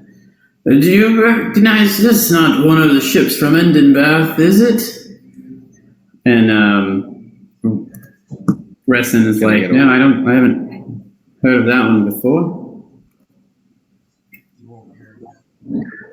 Can I get a 1 minute? Your merchants, what's that? Javier? Can I get a 1 minute? Yeah. Oh yeah. Yeah. Sorry, get a 1 minute. You're good. Yep. Okay, I'm gonna work on my accent. No, it's fine. I mean, it's literally just because it's roll 20 and it's hard to hear anything. So, explain the city again. We're in this center building. You're right here. Yeah. Okay. And what else did we see, as we were walking towards there and, walking to drop off the Jaguar? Like, I guess we saw. These houses. So even further past, like in this direction, there's a number of buildings, small buildings, all of them dark and quiet. This building here is on stilts over the lake, and there's got some like little fences and stuff that go into the lake. Other than that, you have the building you're currently in the center of town. Do we see you any have- boats? There's no boat. Well, there's like a small like canoe in here, but there are no boats on the dock, like the ocean dock. Okay. And is it like sandy, or is it like that rough type of? Yeah, like right around here, it's sand. Okay. This part is sand, and then it's kind of more like rock, and then kind of turning to grass and Nice. Farms, livestock, a building next to the farms, another large building, and then just kind of what looks like a marketplace, or I mean, it's very small. What looks like some stands, but they're all closed and covered up currently. Gotcha. Nice. I don't think I'll be betting anytime soon. You're broke.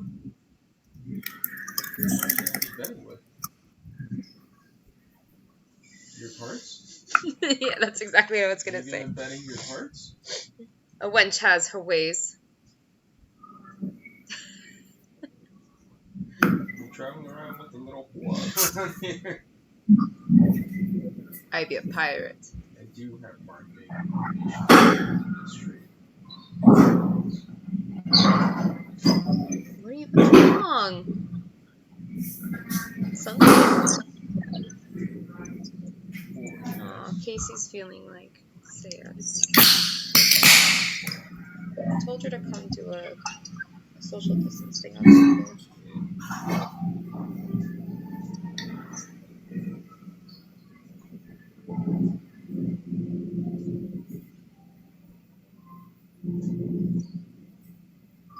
Sorry, man. I'm applying to jobs right now, real quick, because I need one and want another one that is just there. I'm willing to cut my salary by 10% just so that I don't work at my fucking company and work at a place that's slightly better. You're applying for new jobs? Yeah, I'll fuck ton of them. 'Cause I Nice. shit. Yeah, I mean, it didn't sound like you were a big fan of your current one, so. Yeah.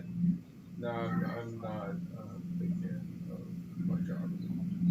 To the point where, like, I got a text message in the middle of you describing this lovely town. That's okay, I will cancel. Do you have Eberron rising from the last war? In our source books, In or general. do I own it myself? Yeah. No, Javier and I cross-own it on D&D Beyond, but I do not have the book, no. That's where the Warforged and stuff come from. I see it. I hadn't seen I'm just looking at the cover art now. What's this cute little thing? I have no idea what that is, actually. Isn't that just so adorable? It is adorable. It looks, I mean, it might be a familiar, but I don't know what specific type of familiar The it would person be. that's holding it has a gun. Yeah, it's an artificer. I don't know. Hey, is this like a city that moves? Do they have that? Eberron? Yeah. Eberron has a bunch of weird shit, yo. It's like, Nice. it is like a steampunk Yeah. version of D&D. Where it's that like medieval steampunk. T-Rex. Yeah, there's also a lot of dinosaurs. There's a tribe of gnomes, I believe, that ride dinosaurs in Eberron. That's awesome. I fucking love That's it. pretty fucking great. So this campaign that we're doing right now, I mean, I don't own Eberron, so I'm not taking any ideas from it. Mm-hmm. But there will be more technologically advanced societies in it. Okay. That will be kind Maybe not steampunk, but they'll be like grimdark steampunk. So, because I'm a big fan of grimdark. I have trimmed down the amount of vacuums to 2. When you can, please review their choices. We'll review their choices. Sorry, I also got another text. Danny doesn't like selection fatigue, and I'm the type of person that opens up 50 tabs and reviews all 50 tabs and then makes a decision. So I understand that, Danny. I went through 8 vacuums and I dropped it down to 2. So where, like I told you, what I wanted for my bachelor party was other people to do it. I didn't want to be involved in making any of the fucking decisions. I'm generally the same way. Yeah. Yes. Where it's just like, just tell me what we're doing. Like, I'm okay. Or give me some options and I'm just going to flip a coin and pick one. Yeah. So that's what we're doing. Yeah. Like, I'm okay in between a couple different options. But, like, I think the time when we had to learn that we had to deal with this shit was when we were going to India. And Alex is like, it's because we were dealing with other people and it was very stressful. I built an Excel sheet. And that's a leash on every single decision. But yeah, go ahead. It's listed up according to different categories, you know? And that way it's easy to toggle between different ideas. But you can... How awesome was that trip? You can go ahead and, like, just decide, you know? We can sit down and just decide together. And, like, that's the solution. It's not just decide. Because one of them is just decide. And I'll look at it and I'm like, I can't fucking decide it. And then she does the sweet thing of, like, okay, let me help you decide. And it's like, please just fucking choose it. Please take my arm. I do this thing with my family now, right? Whenever I go on vacation with my family, I get You've always done this. Yeah. Even before Alex, I did the same thing. 3 things. I tell everybody the 3 things I want to do on that vacation, and as long as I do those 3 things, I'm incredibly happy. I met my fucking goals, right? I could have eaten shit the other times, but I did the 3 things, and I didn't have to decide. It's fair. It was like pulling teeth, though, for you to decide what to do in Thailand. Thailand was another one. Thailand beforehand, I'm like, hey, you guys... It was like a week before, and you're like, I'm not really sure. Yeah, and I'm like, hey, you guys come up with a plan and drive me around. And I bitched a little bit, but then right when I was going to lose my shit, I thought to myself, wait, if I lose my shit about this, she's going to say, why don't you get involved in the planning? And I don't want to get trapped in that fucking game. So... Yep. It's a good relationship in that sense. I mean, it sounds like, sounds like mine as well. Yeah. What is it? We saw the phytoplankton? That was super cool. The bioluminescent plankton. Oh, yeah. That was fun. That was super cool. It is really cool. And terrifying on top of that. We went, we stayed overnight on a boat, and then we jumped in the water at night on this boat, and it was just, all over us. In the middle of there's nothing. Just stars. And nothing. That's pretty cool. It was super cool. I highly recommend Thailand. And did not dead. Yeah. I highly recommend Thailand. You know? No, it was super fucking cool though. I will. 2 countries that Danny's like, nah. Thailand and India. Thailand, I didn't have that big of an issue against. No? India, I was kind of like, really, this isn't going to be magical. And then it was. Like, I gotta tell you, it took me we were there for 15 days. It took me about 10 days for my stomach to normalize. Sounds about right. The first 2 weeks. Oh, speaking of which, what did you get, Javier? Is that Pollo Tropical? Chicken. No, it's Peruvian. Oh. Yeah. Lomo saltado. Yeah, dude, that's delicious. What's that? Pollo al ají is like one of my favorite yeah, things. he's pretty Oh my good. god. I think that's what I want. No, we're doing Italian tomorrow. Yeah. I did That's Italian what today. I had spaghetti. That's what my brother got. What? Nice. That's so fancy of him. Right? Yeah, lomo saltado is a very heavy meal. Oh no! I'm sorry. Alexander is here. Jonathan did not. Oh, okay. That makes way more sense. I Sorry, I was immediately thinking, like, understood what you really, meant. because like I feel like when Jonathan orders food, it's like, hey, we ordered some Lunchables off like Postmates or something. It's not BK or chicken nuggets. It is Lunchable. I ordered Lunchables from Jesus Postmates. Christ, They're like the Michael. hot dog Lunchables, the ones that haven't been sold in 15 years. I like it's how you took it With to the the next crunch level. bar or no crunch bar? Probably. It's probably So some those had chicken. crunch bars. Those were pretty, yeah.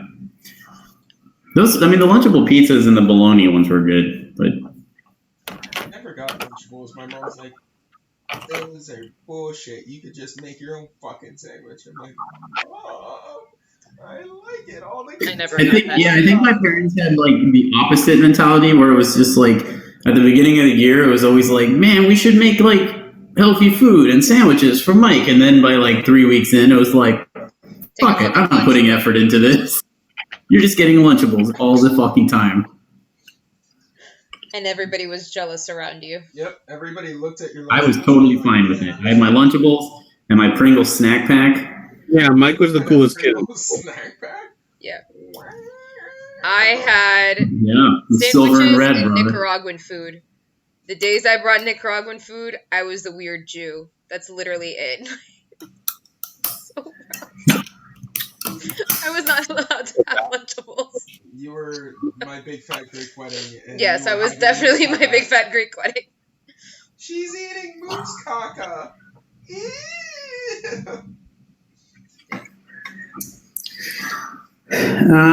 Let's see. What was Amos? who? Rested? Yeah, what was Amy saying? I We don't were know. talking about. Oh, you had just talked about betting.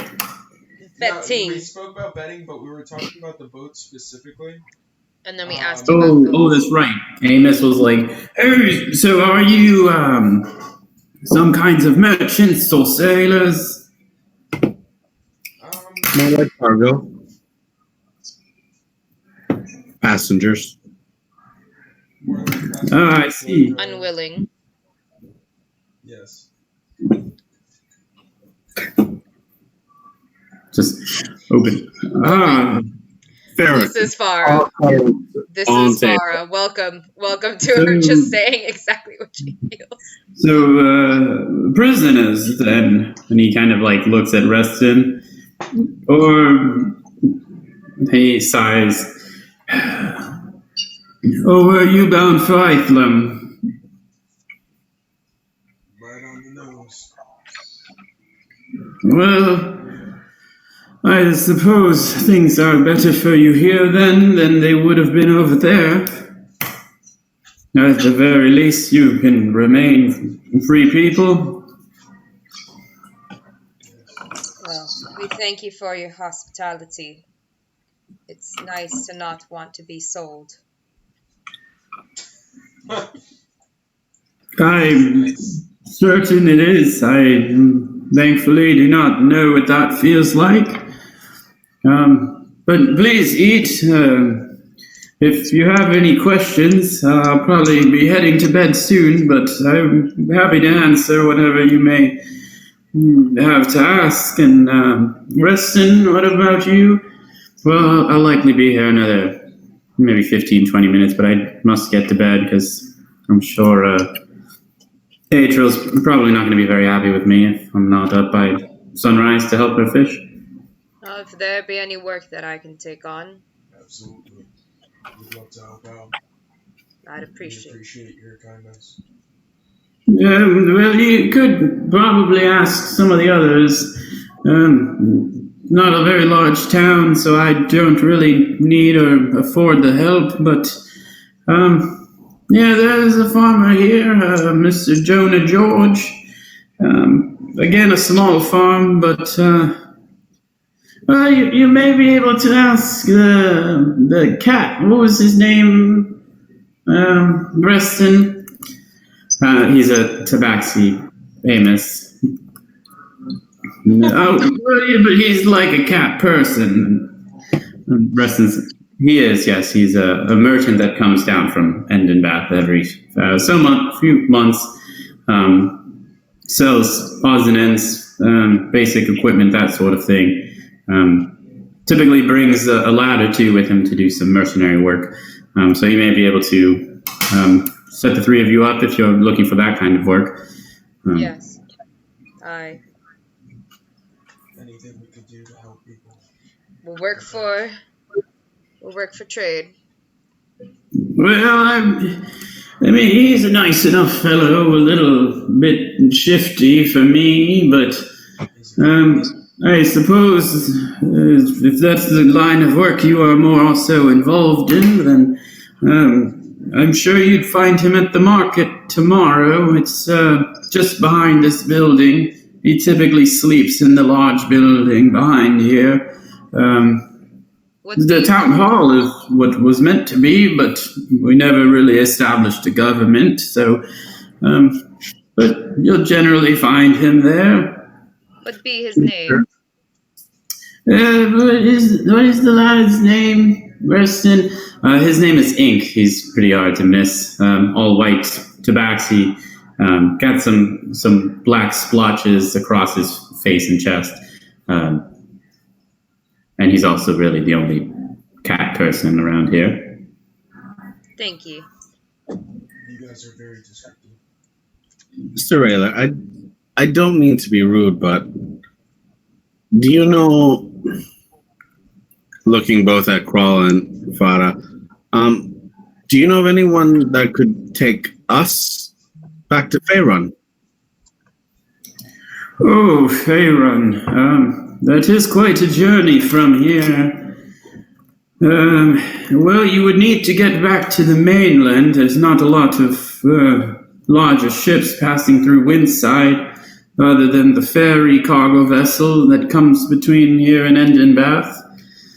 The large port that has ships that may go there is Valoron, although I'm not sure how often they trade. Things between Dolerast and Faerun went kind of sour. About 40, 50 years ago, when the slavery thing in Iceland kind of became a hot topic of contention. With reason, indeed. Most of Dolerast has done away with the inhumane acts, other than Iceland. But I suppose some habits die hard for some people. Be it a taboo to be from Faerun? I wouldn't say it's a taboo, more of an oddity. Just not a lot of traverse between these two continents. I'd suggest we keep it, I don't know, a little bit quiet. Yeah, I don't think people would discriminate against you. Just probably have never met many people from Faerun. I've only met a handful in my 63 years of age. You're 63? Great. Well, we live an active lifestyle here in Windside. Everyone puts their weight and their work in, so if once you get too old, the island either kills you or you return back to Endenbath to wither away amongst the city.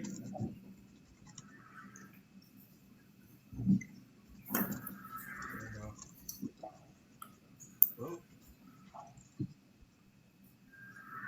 does anybody else have any questions? I asked my big question. We best get to sleep tonight. Resting at this is kind of like, all right, well, it is a pleasure to meet the three of you, and I'm glad you've arrived here safely. I really must be off, Amos, and he kind of slides him like a silver. Thank you for the food, and we'll be back. Well, probably tomorrow. Let's be serious.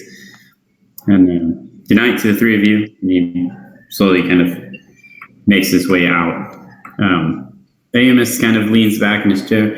Yes, yes. He took a big swig and swallows, and he kind of loudly. And he's like, I suppose I should be going to bed soon as well. Let me see about some sheets. I'm sure maybe I can find some pillows or at least some straw to set up at the base of the fire. Is there anything else that the three of you would need for just tonight? Do you have any water? Rayla says while looking down at her untouched mug. Oh, there's a well just out back. It works simple enough, a crank handle. Just try not to get any of the blood inside the well. Alternatively, you can swim in the lake just out front.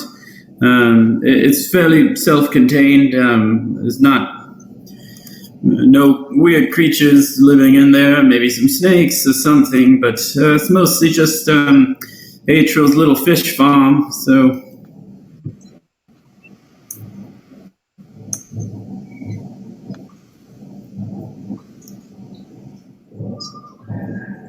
for drinking water, I can leave some out, I'm sure.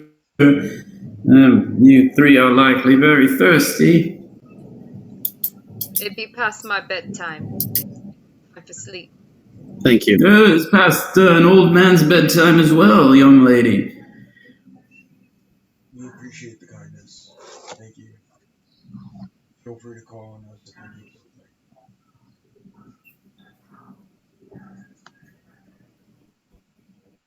something. I'm already thinking. So it says the three people who just showed up in fucking rags and whatever you need, we're here to help.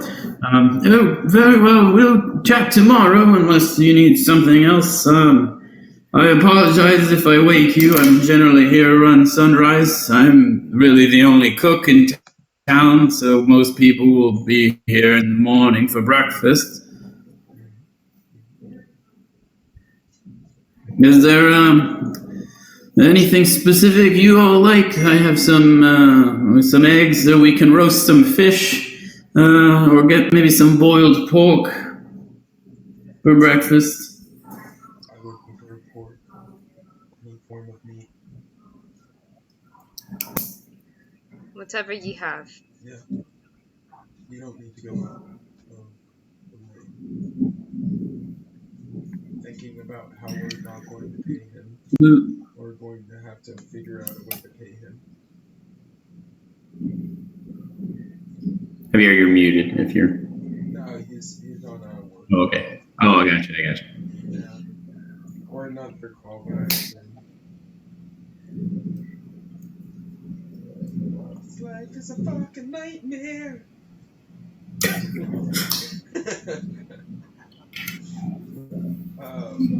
Yeah, in the last campaign, because you were always trying to shake people down, I was like, for this campaign, money's going to be the worst thing ever. Yeah. I want the man. Yeah. The man with the deck of many things to come over and give me Or, Oh, you guys didn't already recognize him? What? I assumed, I honestly thought about it, and nah, that'd be crazy.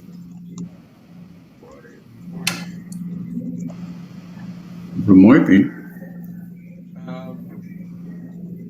Fire, what were you eating for breakfast? But whatever they bring, it's fine.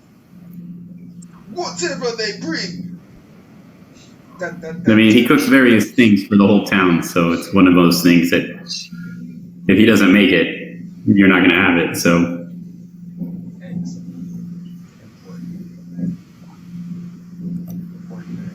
Oatmeal. Something hearty.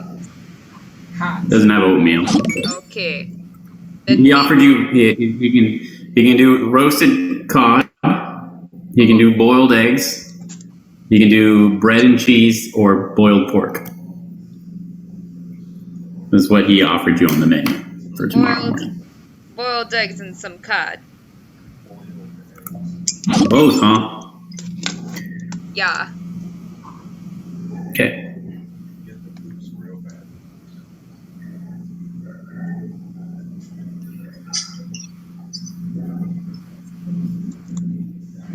Um.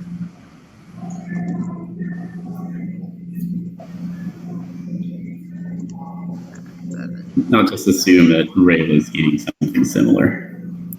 Probably. How's your work been? Because Honestly, the work's been fine. I honestly don't mind the work. I realize what I really hate here is the fucking people. The people at this embassy are pieces of shit. And I'm literally like, so this weekend I'm going somewhere. Because we're allowed to like leave the city now as long as we're staying in Airbnbs. And Alicia and I are going with another family, which is he's one of the Marine Corps reps here, which is like one of the only people that we like. And the reason, like, he's very down to earth. He's one of the best employees I can think of at the embassy. And apparently, when Alicia was at the store the other day, he was like, "Is this like a safe space?" And she was like, "Yeah." He's like, "I fucking hate everybody here." Like, and like he is one of the people that like he's a gunnery sergeant, and so like at all our meetings, he's always very like, proper and like he'll never show it that he hates everybody. But we ended up hanging out at the pool not this past weekend, and he was just like, he's like, "I don't understand what it is, but everyone here is just fucking trash." Perfect example. There's a standing mandate that we are not allowed to have in-person meetings, especially not with the Dominicans, right? Because COVID is, and so the only thing is you can request to the ambassador, basically do a memo saying like, "Hey, the person I'm going to meet with is like mission essential, right? So we want to do this." Now, we had a town hall last week, and the ambassador was like, "Yeah, like just be cognizant of what I'm saying by mission essential, because like we have a new president and a new vice president in this country, like 2 weeks ago, got inaugurated or like brought in, right?" Yep. And she's like, "I haven't met with them in person. I've met with them over Zoom." Right? So like be cognizant of what mission essential is when you send these memos to me to say like, "Hey, this is important." Yeah. Well, anyways, if we're on Twitch, I'm sorry, we'll keep playing then. I'll bitch about my job later. Is there actually people watching? Yeah, there's actually people watching. Okay, we'll switch back then because I don't want to keep bitching about my work. That's fantastic. I should have no more interruptions. All right, cool. So you're back on. Sorry, Rayla. So you had gone to the bathroom, hence your sudden departure, and Wash off the blood. Yep. Yeah. So Amos had asked if you wanted anything for breakfast. He kind of cooks everything for the whole town. He offered there's some cod, some eggs, bread and cheese, or boiled pork as kind of options that he just throws together in the morning. Cod sounds fine. Okay.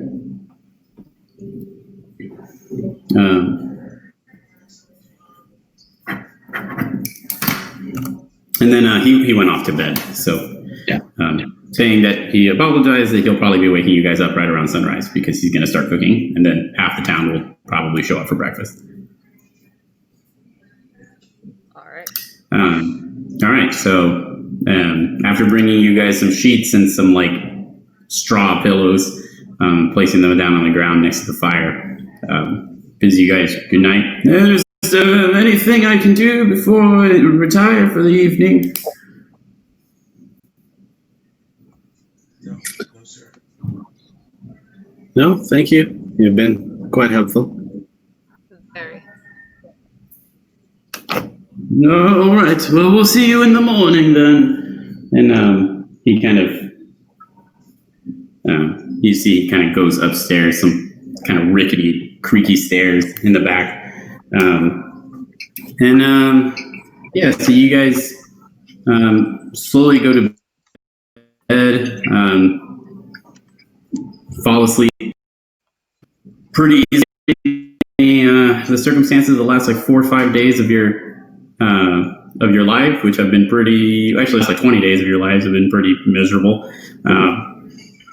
And sure enough, so you guys can long rest. Remove your final point of exhaustion. You're fully recovered now.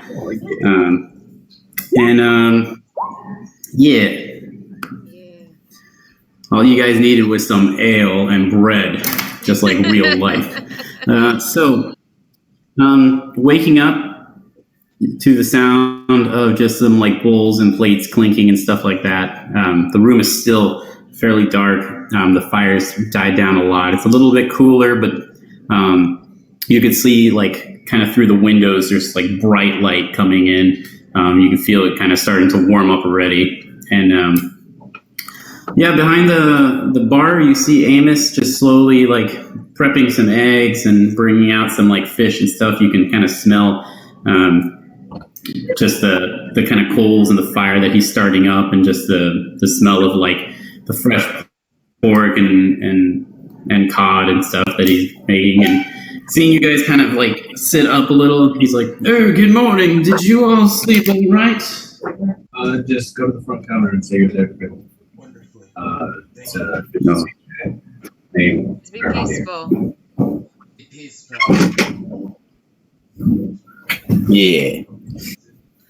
Yeah. You all slept fairly well, then. I'm glad. It's been a while since we've had, more than one visitor. Your food should be ready in a few minutes. Just as a warning, people will likely start coming in, and, seeing the three of you will likely be a little confused. But we're all fairly nice, close-knit communities, so feel free to talk amongst them. Many of the tables that you like, please make yourselves at home here. Thank you. Thank you, sir. Carl will kind of stretch out a bit and find a corner to sit in before Carl gets to it. Carl goes to the other Yeah. There's only one shady corner for the edgy character here. I mean, are we not sitting at a table together? Yeah. But there's only one that's completely shadowed for someone to brood in the corner. Everyone walks in and they're like, holy No, that's more than fair. I can barely even see the corner. As you guys start to sit down, a few minutes later, you see Reston come back in, and kind of a young, pale blonde elf come in with him. She's dressed in like these like leather overalls with kind of like waders set about her waist. And walking in, Reston's, "Good morning, Amos." And he looks at the three of you. "Good morning." And the elf, "Good morning, Amos." And good morning to our three survivors. I've heard you had quite a tribulation over the last few days. Yes, where did you hear this from? Yeah. Be a small So town. my husband, Reston. Then she kind of like places her hand on Reston, who you guys were talking to last night. He came home a little bit later than usual and told me that the three of you washed on shore after a storm. It's terribly awful. I've been in quite a number of storms at sea, and there's nothing quite so terrifying as the ocean and the power that she holds.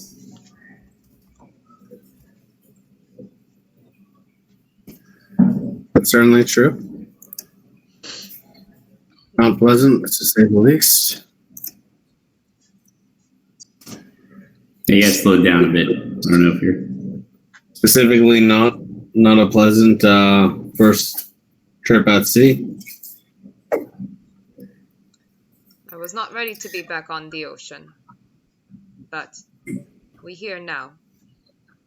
It's true. But- It's unpleasant, but we've made our way. Grateful to be Well, alive certainly. today. Our new focus is getting back home and helping those along the way. Well, I Are certainly hope you that... artillery? that our small town will treat you better than the last number of days. It does sound like quite an ordeal. What'd you say, Rilla? Are you our Trillis, Miss Waldiff? Walter? Moldov? Waldiff. Oh. You say Trillis? Rest of life. A Trillis? No? What? Never mind. A Trillist. He asked if she'd be a Trillist. Never mind. I don't know what a Trillist is, so. I don't know. Probably some Fae thing. What be your name? Oh, my name is Atriel Spar. Reston tells me he already met the three of you last night. She extends her hand out to shake your hands. Yeah, Craws, you shake her hand. I mean, her hand is fairly calloused and stuff like that. Kind of as she moves a little closer, you see within her waders, she's got like a belt with a bunch of different like knives and hooks and stuff, just kind of all amongst it. Obviously, as Reston mentioned last night, that she was a fisherman, and hence the outfit makes sense. Bunch of stains and various things throughout her coveralls. Okay. Oh, well, Reston and Atriel, I understand you have a lot of work today. The food, I made sure to prep yours first. Of course, some eggs for Reston and some pork for Atris. And he kind of puts these plates down at the bar, and just some like cups of milk next to him.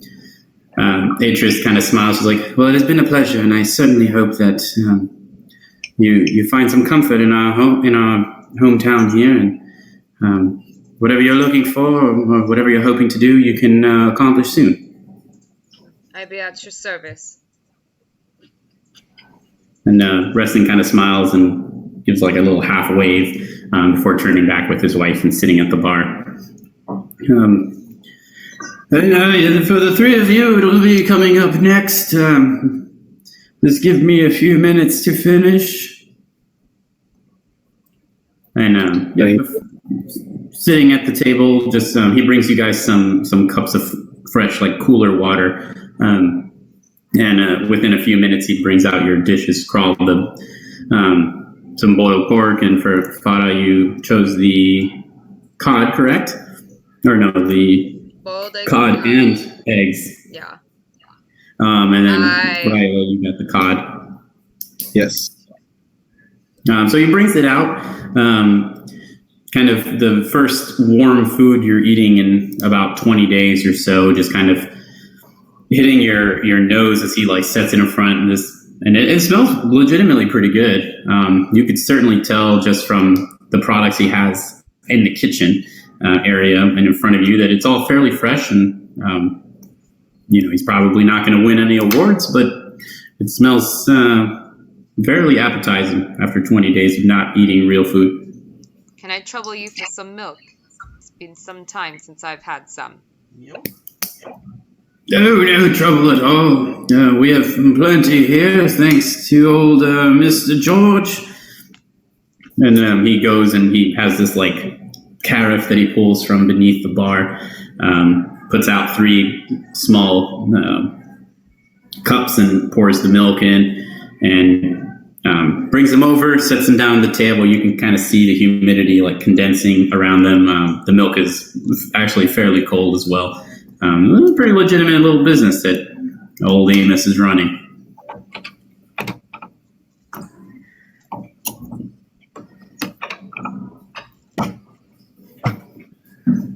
So, Rayla, Crawl, And go ahead. will we be headed to the No, go. marketplace? Yeah. First, I'm scarfing this shit the fuck down. Oh, the food is gone. Farah has obliterated it. It was just like,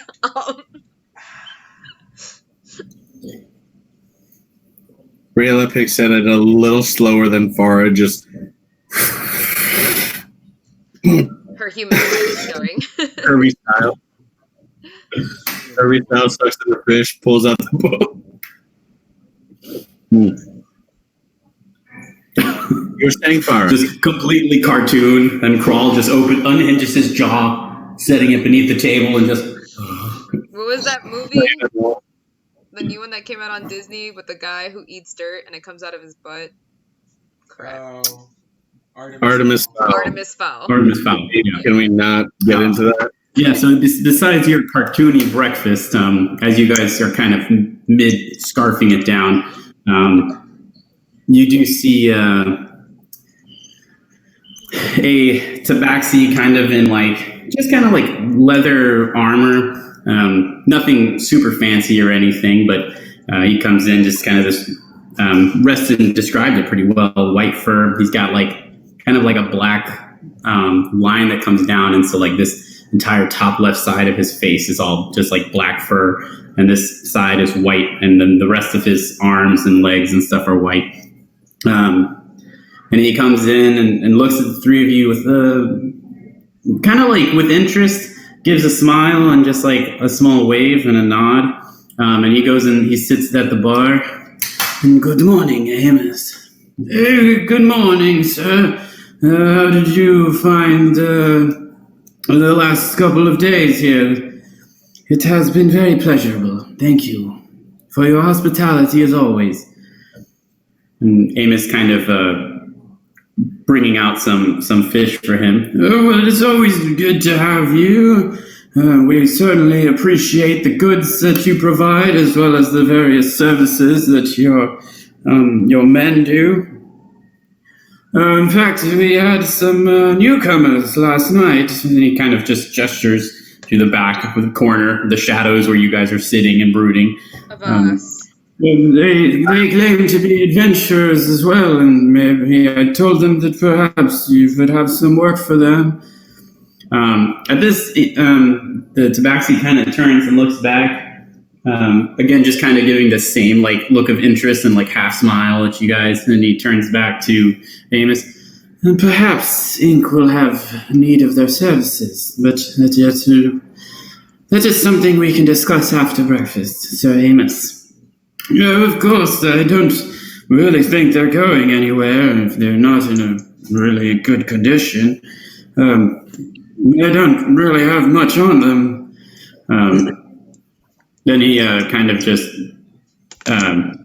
Amos pours himself a glass of milk after filling up this Tabaxi's glass and takes a sip from it. And he's like, but they seem nice enough. And they mentioned that they were being taken by some of the Ithlam slavers. And to survive something like that, they must be at least a little tough. Yeah, it's a good Perhaps. everybody. Now everybody knows. Thanks. Hey, he's a little gossipy bitch. Farah's gonna say, Yeah. she didn't be blunt. You guys never talked to her about it, so there was no. Rayla looks at Farah and is just like, oh my god, he's a giant cat. Yes. Farah, don't be cross. Have never seen one of these before. Have you not? It's He's so big and fluffy. I love it. So after a few minutes of Rayla gawking at this fursuit, the Tabaxi kind of finishes his breakfast, and you hear him clink down a couple of coins on the table. Amos, a pleasure as always. And he kind of turns back and approaches the three of you. Would you mind if I have a seat with the three of you? I understand that you have an interesting tale. No, please, go ahead. Who will tell yeah. the tale today? Crawl. The side eye of Yeah, so he pulls a chair from a nearby table that's just empty and kind of sits on it, puts his elbows on the back of the chair. He's kind of sitting it in reverse. Ink is very interested in the tale you have to tell. Mr. Amos informed me that the three of you may be interested in adventuring work or some other, just kind of tasks to that degree.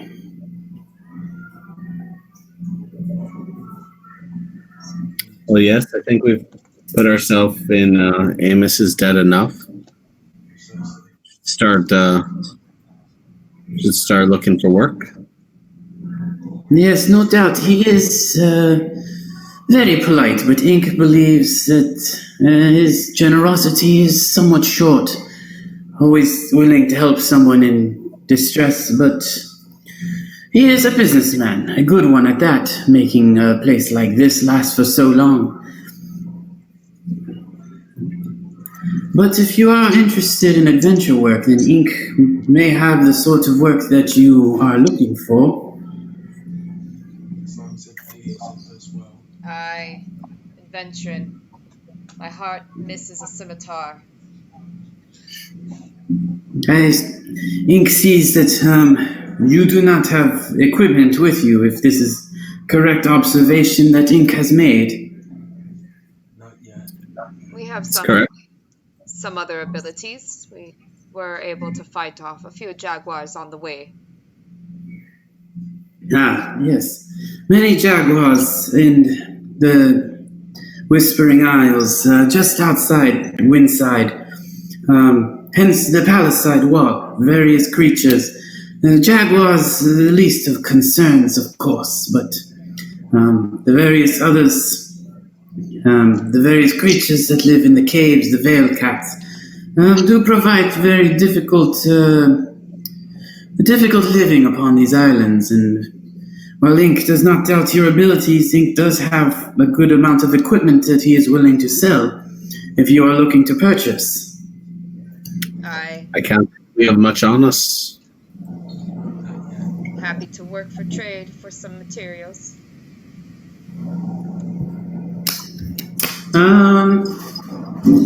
Roll for persuasion. Find out. Fuck. It could be worse. It could be the negative one.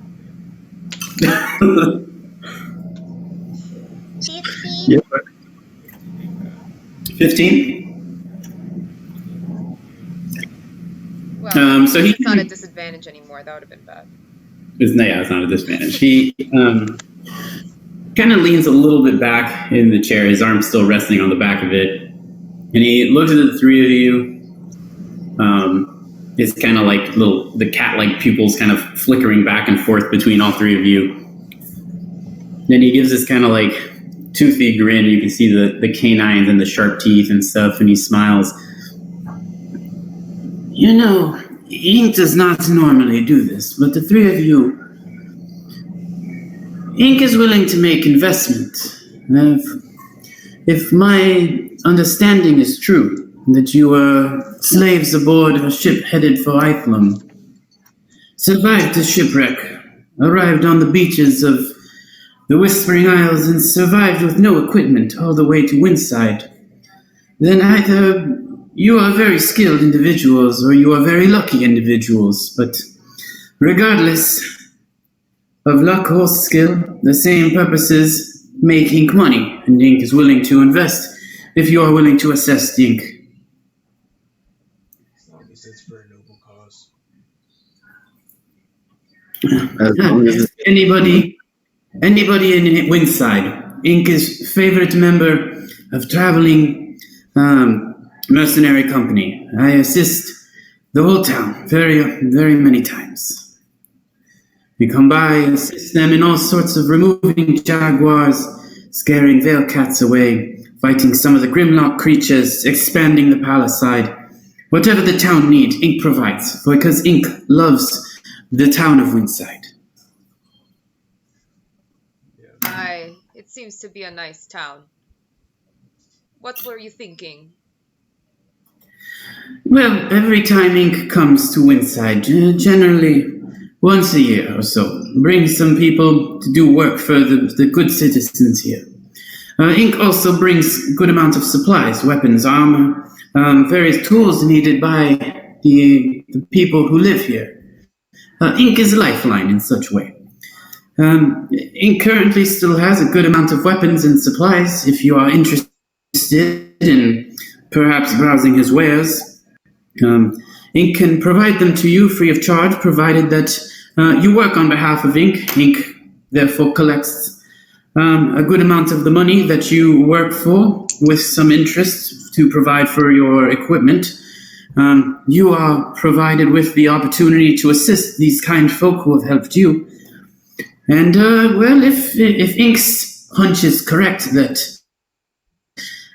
this proves to be a beneficial conjoining of labors, then perhaps Inc. can bring the three of you back to the mainland, and we can continue our work venture from there. If it is something, of course, that you are interested in and that Inc. continues to see interest in as well.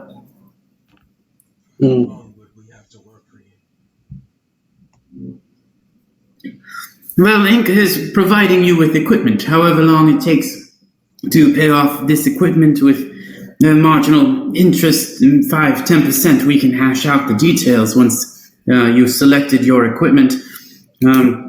Once it is paid off, we will sign a contract. You can continue working for Inc. if you appreciate it, or set off back, whether here or Inc. can also cover your cost to sail to the mainland, and we can work out some other negotiation from there.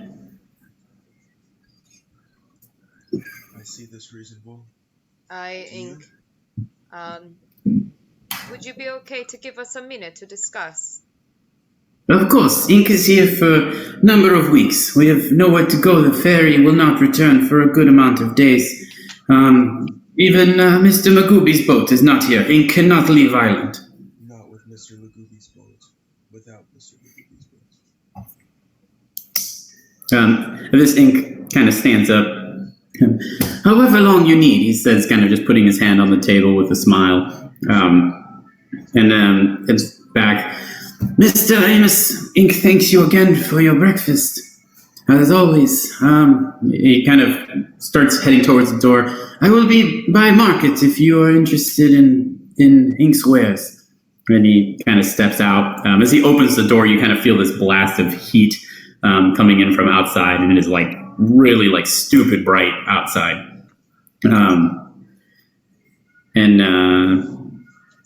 Reston and his wife, Atril, step out a few minutes later after paying Amos. And,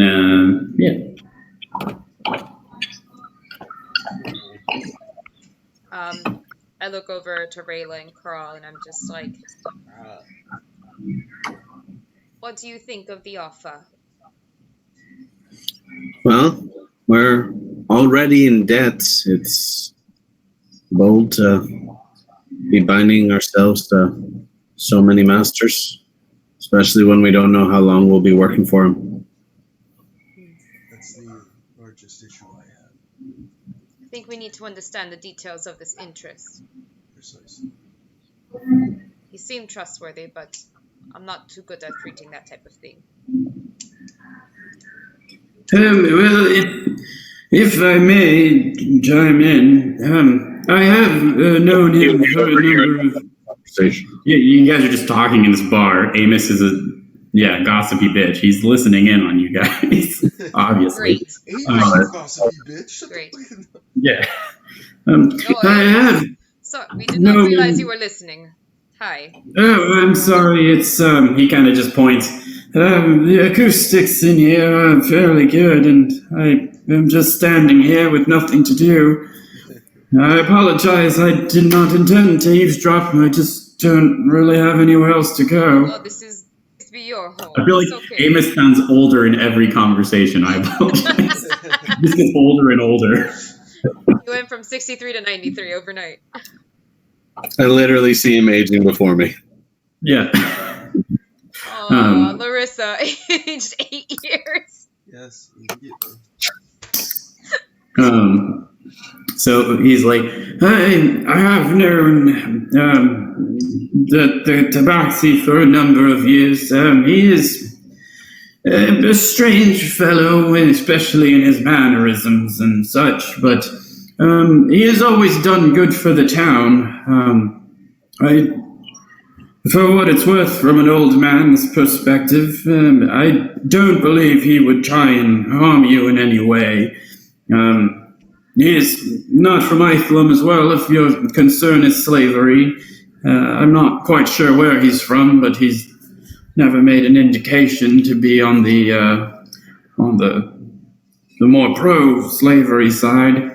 Those people tend to make themselves known fairly quickly among people like us. Thank you, Amos. I feel we owe a debt to you first. Is there anything we can help you with? We can certainly discuss the matter at hand. If you intend to continue sleeping and eating here, then perhaps I can arrange something with Ink if you decide to take him up on his offer, and I will take some percentage of his work until we can cover my expenses and he can cover his. You can consider your first stay here free. I would be remiss and against my beliefs to turn away someone in such dire need as you were last night. And of course, breakfast is free as well, but Windside is a difficult town to live in, and we all do put in our work here, so any compensation for the services I am providing, I would certainly appreciate. Well, thank you. Much appreciated.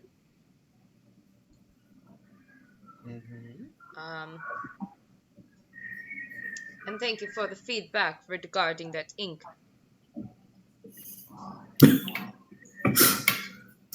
Of course, you're just trying to look out for the best of the town. I am, well, I mentioned we don't really have a government here.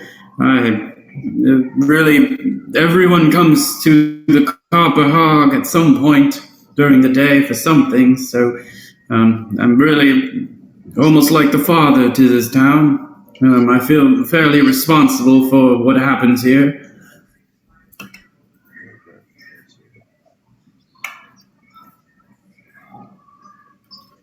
Well done. He pours himself another glass of milk and sits at the bar, just kind of talking to you guys. I'm sure by this point we have finished our meals. Oh yeah.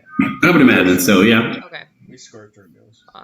Then I think we should probably step outside and maybe try to privately finish our conversation. If we can find it, a space. They were talking about Ink and whether or not they should sign a contract with him. Yeah, so stepping out onto the deck, you guys just feel this like wave of humidity and heat hit you. It's that kind of like sticky humidity, like a Miami summer day. And it's about 95 degrees, clear skies. I mean, the sky is beautiful, just blue, but it is very, very hot and humid. There's a nice breeze kind of coming off the ocean every once in a while that, feels like the temperature drops 10 degrees as it passes over you.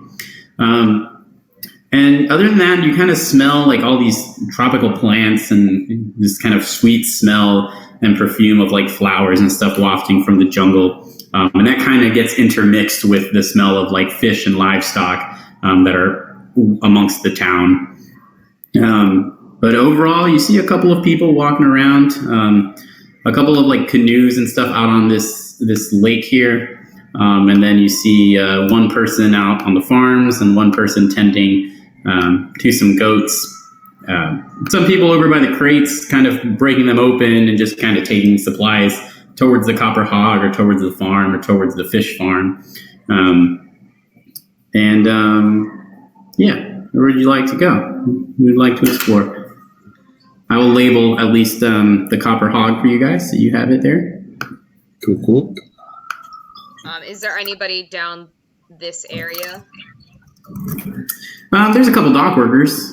Just like I said, actually on the dock. Yeah, like is there anyone nearby? Is there a space that we can like kind of aimlessly go towards so that we can kind of chat without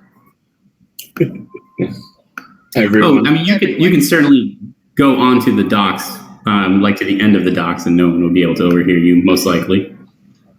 we'll do our best to go there and kind of like, still wave at people. Avast.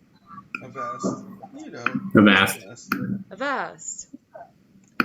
Avast. Avast. Is that how this is? And then kind of continuing the conversation from the copper hog. What do you think of the deal then? Well, I don't know if I'd want. I don't know if I'd want as kind as Mr. Amos was. I don't know if I'd want to allow him and Mr. Ink to be making deals about us behind our back. If we're going to be in either of their debt, I prefer to know how much money is going to what. Precisely. Do you think Mr. Ink would be inclined to do a bit of a weapon rental if need be? The price would be too high. No, I think we're in a bit of a hard place. I think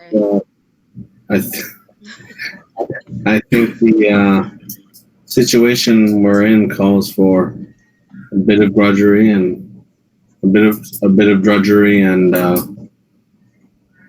debt to work off, but yeah. Well, there's no punting, is what you're saying. exactly. We got a 4th and 50. Let's go. Well then, let's try to go with a united front when we speak to Mr. Ink, and maybe understand the terms in front of us. How much interest per se, and try to get the number sorted out in front. We can try. We can certainly try. I'm not typically the best with people. You can tell my accent sometimes gets in the way. You thought I was talking about bedding. Bedding is not the same as betting. Sure. They didn't sound exactly the same at all. So Caller, it's two different words. yes, are you in good with people? What? Crawl. What? Are you any good with people? I am not the most charismatic person. I usually live on the outskirts of society. Crawl. You. I know. It's a little shocking. That's what happens when everyone puts all of their stats into intelligence and 0 charisma across a party. Hunter's blood. All right. Well, let's go see Mr. Ink. let's make our way to the market. To the market. All right, so you guys go walking past the Copper Hog and the well, getting a little bit of a better view of the town now that it's sunny out. Yeah, you were able to see most of it from when it was dark out. There's a couple of other houses that you hadn't seen kind of lingering past the farm and stuff like that. But yeah, you can see the Palisade goes for quite a little bit, kind of going northwest on the map there before cutting back and then going all the way to the beach. So there's some amount of jungle that's within the Palisade, and you can kind of tell there's a lot of like fruit-bearing trees in that area that kind of abut the farm. But as you walk up to the market, you see Ink there. He's got just like a small booklet and a quill, and he's just like checking some stuff off. And he sees the three of you approaching. The 3 survivors have come to Ink's market. Please feel free to look at whatever you like, and we can certainly make a deal for any kind of materials that you may be interested in that Ink can provide that he has here. Amos had mentioned that he typically has somebody with him. Do we see that person? There is no one currently with him, no. Okay. I will look through his wares. Yeah. So Ink has a variety of assorted weapons and armor and stuff like that. He doesn't have a lot of stuff, but he does have a good amount of just some basic equipment, kind of like weaker sets of decent quality armor, decent quality weapons, nothing crazy, like doesn't have like, halberds and glaives and stuff like that, but he's got some swords and some scimitars. He's got a shield and some bits of like leather armor and like chain and stuff like that. So yeah, if there's anything specifically you're interested in, you can certainly ask him about it, or if you're something specific you're looking for. Larger, like two-handed weapons.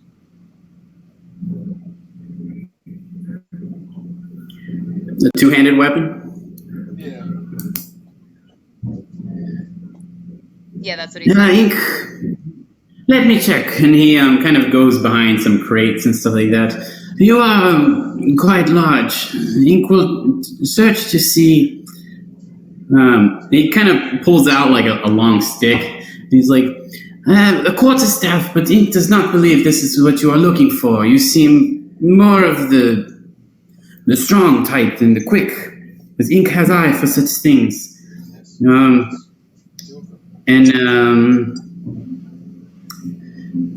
You hear some like clattering of metal and stuff like that from kind of these crates that he's just like pushing open and stuff like that. And he pulls out a warhammer and a longsword and kind of just like puts them on the table. Ink, these are the bigger weapons that Ink has currently in stock. You must understand Ink does not come prepared with a large arsenal of weaponry for a small town of Windside with not many soldiers. And how much, what is the difference in servitude? The difference in price? In debt and servitude. Yeah. For either of these two weapons, 15 gold.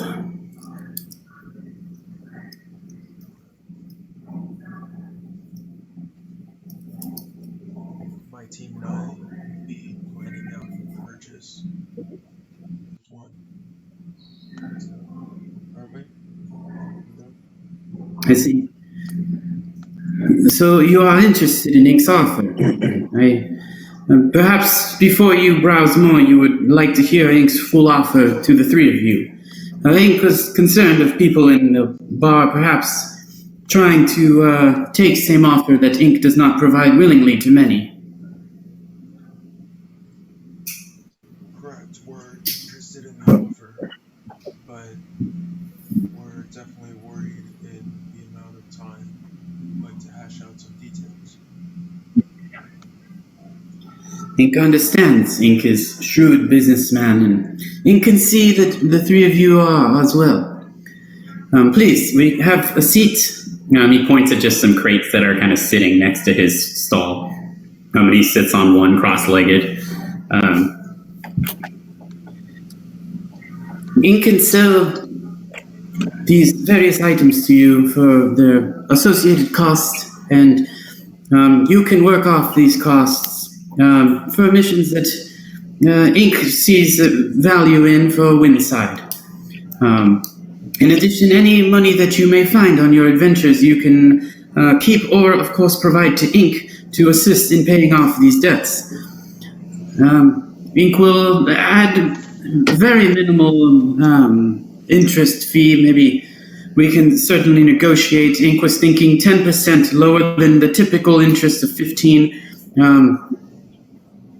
Perhaps we can renegotiate if you provide good services for Ink in terms of completing these things very quickly. Because obviously Ink takes the great risk in providing these materials. If Ink is incorrect in his assessment and you die in the wilderness of the Whispering Isles, then Ink not only has lost 3 employees, but Ink has lost much of his stock as well. Ink, I don't know much about the value of money in this land, but would this interest happen to be more than a day's food and lodging? Well, this would, of course, depend on the amount of materials that you would like to purchase from ink. I would be interested in this warhammer.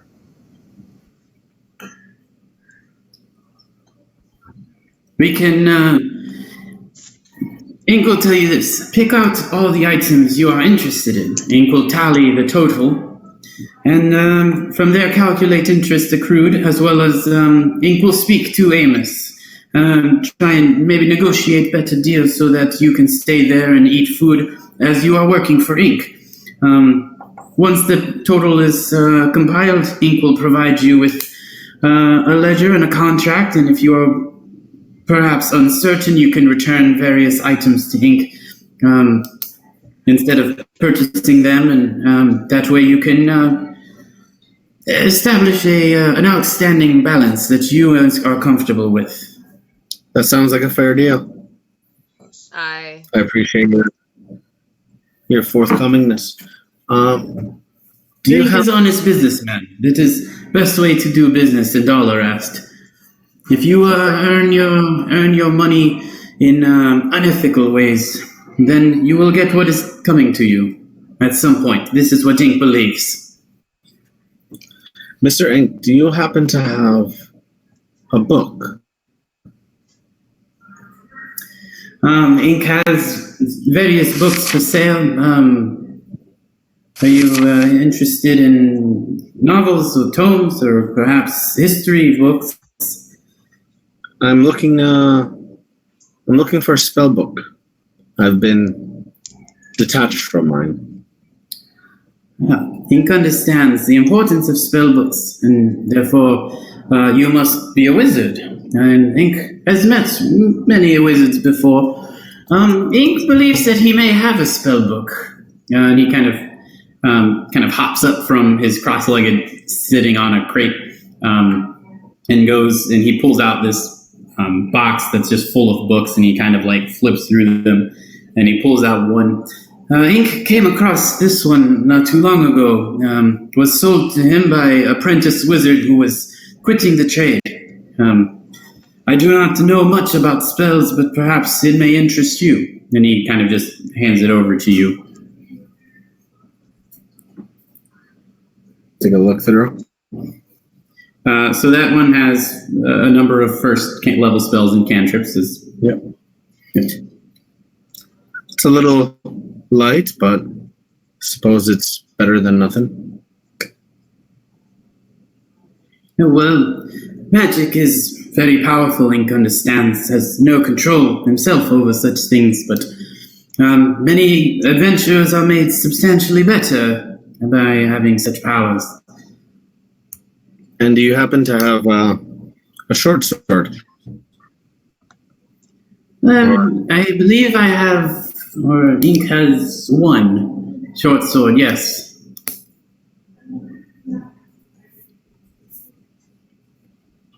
And he just kind of points at it. It's sitting on the table of his stand. All right.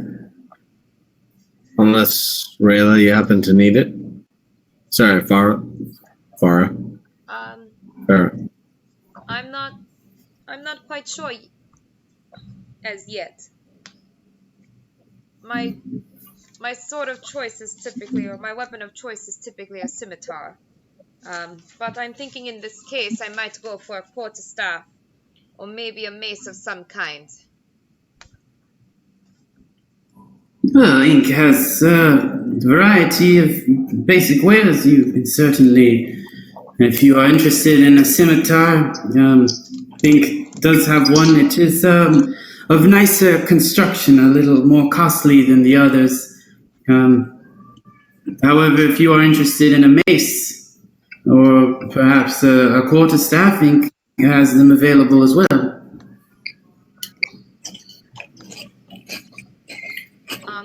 question. So Yes. it says that the weapons that I can use are like scimitar, sickle, javelin, mace, quarterstaff, whatever, right? Mhm. But when trying to add those in, I think it's only giving me my proficiency bonus. Is that right? Or I guess it's only giving me my dexterity bonus. So it depends on what weapon are you adding currently. So I tried adding mace, quarterstaff, and short sword, and they all only, like, I know I don't have proficiency in short swords, right? So the quarterstaff and the mace are only giving me +2. Okay. But when I added a scimitar, then it gives me +4. Let me see. Well, because the druid is only proficient. Oh yeah, is proficient in those things. Yeah, so it should be. Well, it depends. So the mace is a strength-based weapon, so it would be your proficiency plus your strength. And my strength is 0, and that's the problem. That would probably be why. Yep. The quarterstaff is versatile, is versatile, which is also a strength-based weapon. Yep. It is not finesse. The only one would be the scimitar. Correct. Okay, well, because that is a finesse weapon. Yeah, I don't want to get into boatloads of debt, so I don't think I can use a shield and a quarterstaff, right? You can use a quarterstaff one-handed. Yes, it's 1d6 one-handed or 1d8 two-handed. Or I drop the shield and then I can do the extra two-handed stuff, right? Yeah, you can hold the quarterstaff two-handed, or you can do a one-handed attack. Okay. But because neither of these are light weapons, you cannot do your second attack. You can't do a two-arm strike. Which one costs less between the mace and the quarterstaff? The quarterstaff is of good construction, but simple wood, no metalwork or any other kind of craftsmanship involved. So the quarterstaff is 2 silver and the mace is 5 gold. I will then take the quarterstaff. Do you have any sort of shield? Ink, of course, has a number of shields if you are interested.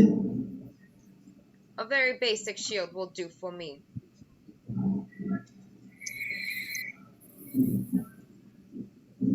Okay, he pulls out it's just like a circular, like wooden banded shield, so it's just slats of wood with this kind of like rusted iron band that goes all around it. It has some leather straps on the back, enough that you could certainly carry. It's nothing fancy, but it'll probably hold off jaguar claws, at least. How much for the shield, then? The shield have not great quality, of course, but very heavy in cargo ship and high customs tariffs upon leaving and in Bath, so it's 10 gold for the shield. If you had something a little better quality, does it go up that much higher in price? He kind of like pulls out his like stack of shields, and they all kind of look the same. Yeah. Great. All right. Not many people in Windside trained in the proper use of shields, so Ink does not put much thought into bringing shields for knights or other kinds of warriors. Well, maybe instead of a shield, do you have any forms of leather? Yeah, leather armor. Leather armor. Ink does have leather armor, yes. He kind of pulls out a couple and kind of looking at them. This one is likely closest to your size. Try it on. How much for the armor? It fits. It is 10 gold as well. Okay. So I'm going to pick one over the other. I'll take the leather armor. You can keep the shield.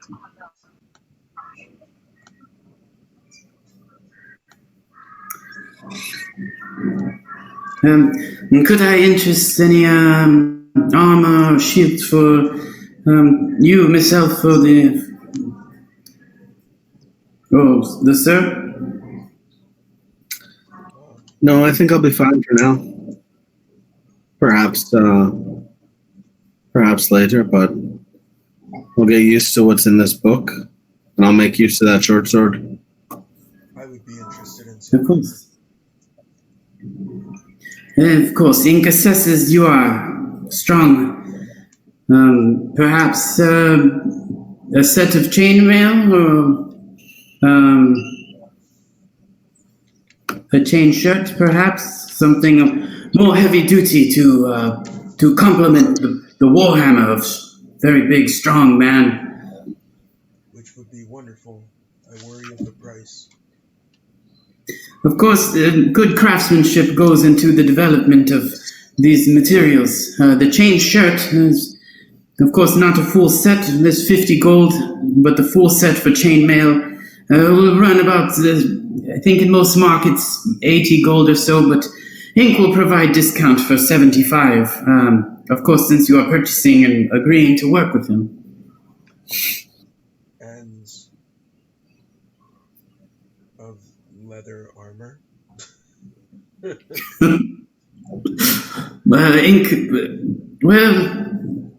let Ink check, and he pulls out, kind of like puts the leather armor like flat on the ground. This biggest one that Ink owns, but it likely a little tight, but will most likely fit. It is new and therefore not quite stretched out, but no doubt it will fit you after some time. And the shield is what, +1? The shield is +2. +2. The cost of a shield. What? I didn't realize the shield was +2. Yeah. I was just. Oh yeah, they're +2. Okay, then I'm switching. That was my bad. Nah, you already bought. No, the shield is how much does it cost? It is 10 gold for a shield. I'll take a shield.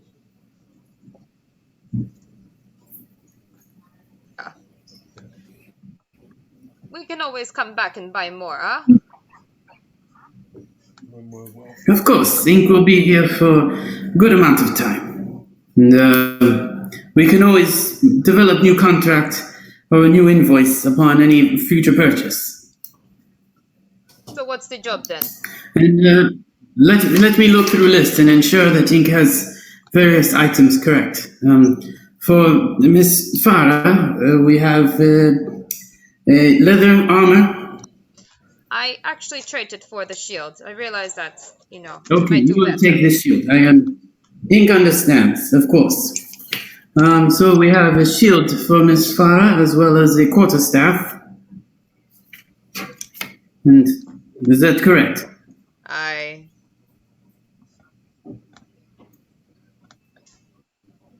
Oh, yeah, sorry. It sounded like you were saying I as in a question. And for Miss Aurelia, we have the spell book and a short sword. Yes, sir, Mr. Right. And then Mr. Crow, of course, the big spender, because Ink sees big man. We have the long sword. No, the warhammer. Ink makes mistake, always confuses these two items. The warhammer, and then a shield and a leather armor for Mr. Kroll as well. Taking all three? No, just the shield and the warhammer. No, of course. I understand. No one wants leather armor, but Ink understands. You save the money, of course, buy better things later. He kind of like 15. looks down to tabulate some of these things.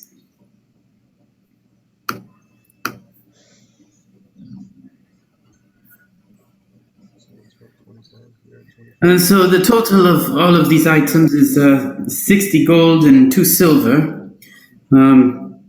We can discuss perhaps a 10% interest, assuming that you can pay it back before Ink departs for Endenbath again, likely about a month or so before the ferry comes. So we will say Ink will give you 0.02% interest cut. And we'll just say 66 gold for the various items. If you like, Ink can also cover the cost of your expenses at the Copper Hog, and we can give it an even 75 gold, and that will accommodate any influx in cost. And if at the end of Ink's departure, if you have not spent that amount, Ink will return whatever is left over from the Copper Hawk expenses. How long till the ship returns then? You have 2 weeks to earn back the money. It is never quite certain. Ship comes every month or so, departed just 3 days ago. So you have some time here with Ink and the rest of those who inhabit Windside. So, 75 gold for approximately 2 weeks. Approximate. As Ink said, he will, any amount from the 9 or so gold paid towards the Copper Hog that you do not expend, Ink shall return. Or Ink will rather not return, but deduct from the final price, and you will not owe Ink. But Ink can cover the cost currently. Aye, Rayla, Crawl. We good to proceed? Good, sir. You said you had work for us. Yes, Ink typically arrives with multiple people to assist Windside. However, work is slow in Enden Bath. The people very comfortable living and do not want to work in the forest, work in the woods, get dirty as it may be. Ink understands, but Ink appreciates assisting those who need the help. So Ink was only able to bring one person with him on this journey. So there's work to be done. Ink will vouch for you and let the town know that you are under his employ. I will recommend and ask around and see what work can be done. Ink will come find you at the Copper Hog and inform you of any assistance that the town may need. Fair.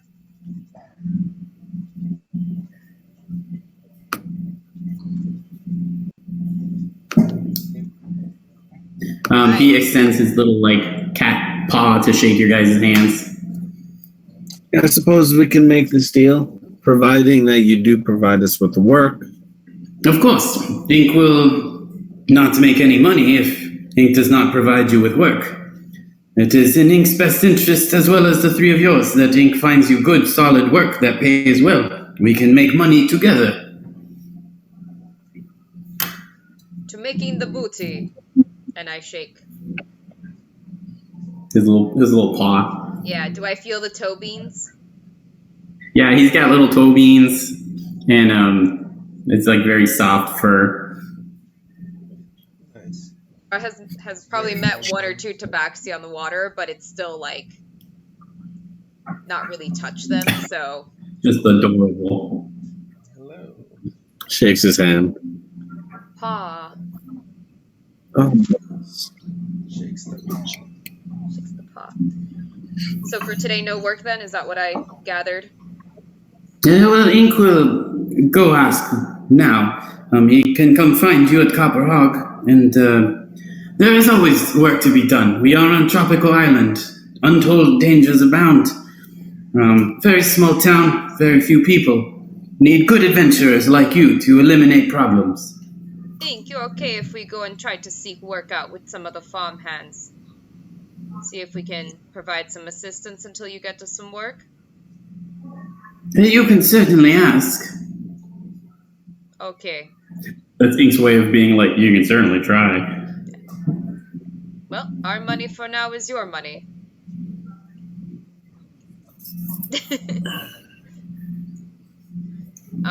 Is there a place to bathe? Did they say, literally go bathe in the lake? Is that what I understood? There's an ocean. You can bathe in the ocean. Right. There's a giant ocean right next to you. Yeah. This is a fish farm. It's probably not the cleanest water to bathe in. Yeah.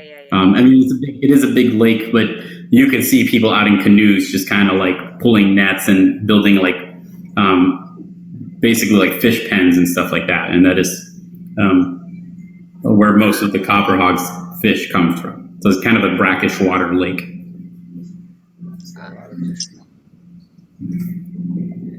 There's a lot of fish poop. I think we should go clean up then. Sure. I head towards the ocean.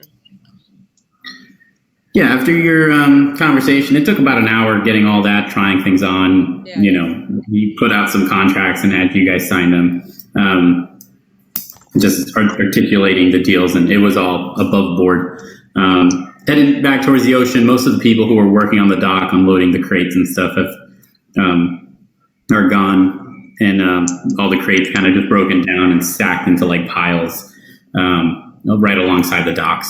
It has continued to get hotter. It's about like 10 a.m. now, and the sun just getting higher in the sky, and it is brutally hot, very oppressive. But the ocean is pretty cool. Stepping in, and it's very refreshing as you guys head in there. The water is pretty clear. You can probably see like at least like right on the shore, you can see about chest high all the way to your feet, and it's like crystal clear white sand beaches. Under any other circumstances, it would actually be quite beautiful. Okay. After washing up a bit, helping the guys get the blood off of them, maybe not smelling and looking like complete disasters, I'll look over to my troop and say, what do you think we ask the farmers if they need some help from us? Let's circle around. Get to know the town a bit. We might be here for some time. Yep, I see that being the case. Sorry, Rayla. I know you need to get back to Faerun. Yes. We will get there. Well, I suppose we do have some time till then. Boat's not coming here for at least a month, so. Might as well help out while we can. Exactly, Crawl. Did you say Make month? I thought when he had said 2 weeks, he meant it might get here faster. I'm more concerned we're not going to make the money in time. You think it will take longer? You said the boat headed out just about 3 days ago. I thought he said it's typically in about once a month. Oh. Yeah, Amos said about 2 weeks. Ink said about a month. Yeah. Oh. Okay. Well, that's not good. Ink seemed to have a better head for the numbers than Amos. I've been living here for quite some time. He says, kind of like stepping in the water behind you. Yeah, my mind tends to forget these things. I'm kidding, he's not there. I somehow trust Amos more than Ink. If you guys want to look for work, I'm actually going to familiarize myself with this book, see what's in it. Okay, Rayla. We'll let you know if we find some work. We'll let you know if we find some work. Bum, bum, bum, bum, Your boom, boom, bum, bum, bum. I'm gonna punch you in the face. Okay. I think we'll make our way, like, kind of looping around. Oh, it's hysterical. Trying a character voice for once. You're doing It's great. good, I like it. Everyone's doing voices this time, I appreciate it. I'm trying to go a little more overboard with him too, so. So the DM's not the only one doing a million voices? Yeah. Yeah. I really like Amos's voice so far. It's probably my favorite voice I've ever done. It sounds like Harbin.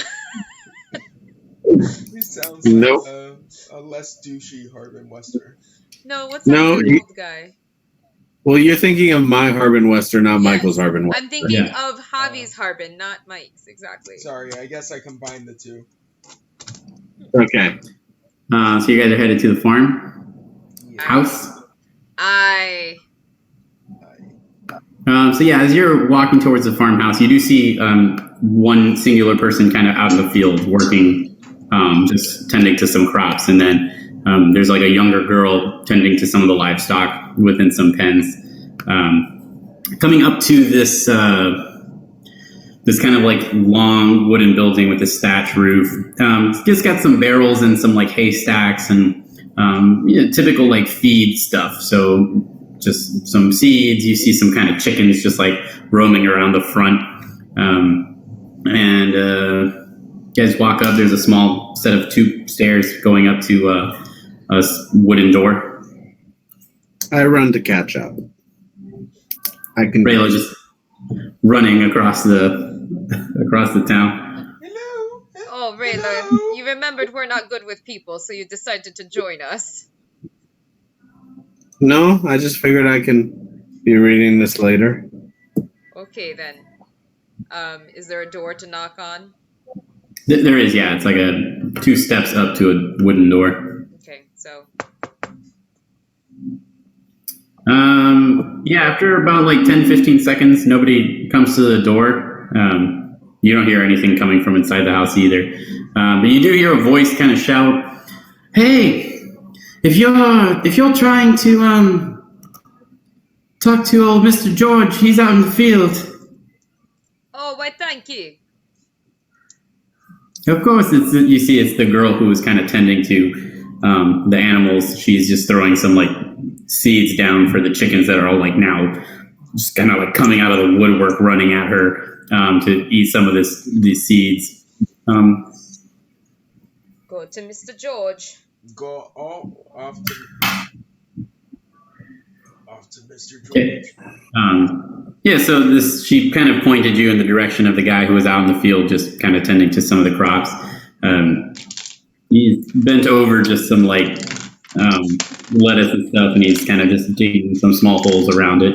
But as he sees the 3 of you approaching, he stands up and he kind of like dusts the dirt off his hands. "Well, hey, you must be those you 3 survivors that came into town. It's a pleasure to make your acquaintance. My name is Jonah George." I be Farah. I'm wrong. And I'm Rayla. Pleasure to make your acquaintance, Mr. George. Well, the pleasure is all mine. Mr. Amos at the Copper Hog was telling me all about your guys' last couple of days. Sounds like it was quite a bad time you've had. Yeah. Well, I certainly hope you found some respite here. You want? Time for kitty snacks. Well, certainly hope you found some respite here. Copper Hog and Amos, pretty damn good cook. I do say so myself. And well, it's kind of just gesturing around town. Windside's not much, but it is home, and well, you're not going to find any other settlement in the Whispering Isles. So for pretty much any direction, 150 miles or so, you ain't going to find any other place like this. No good drinks, no good food, and no warm fire. It'd be beautiful. It's like a dream. As long as they're accepting. Yeah, it's we do all right for ourselves out here. Yeah, it's a place. It's one of those places you either hate it or you love it. So, a lot of the big city folk come here on vacation and kind of hate it after 2 days. Once the beauty of the jungle and the beach wear off, they find out there's nothing to do. But most of us who are here, we enjoy the quiet life, and I tend to my crops. And old Edith, working with the animals. We got Atrill and Reston tending the fish. Amos mans the bar, and like I said, it's not much, but it's home. It's life. And we appreciate what we got here. Well, we came by to ask you if there's something we can do to help. We're trying to get back on our feet, and we have some skills that, happy to work as a farmhand if needed. I also have some debts to pay. Yeah, We were a little earlier today talking to Amos. He mentioned that Inc. was looking to potentially hire you guys, and I'm certainly happy to. We do got something. Maybe we can get some help with. I can certainly talk to Inc. if you guys are working for him. Him and I can negotiate the price, and it's nothing too terribly dangerous. But it worth taking a look. And I understand that the three of you maybe hurting a little for cash and supplies, and I figured I could throw a couple silver in the right direction.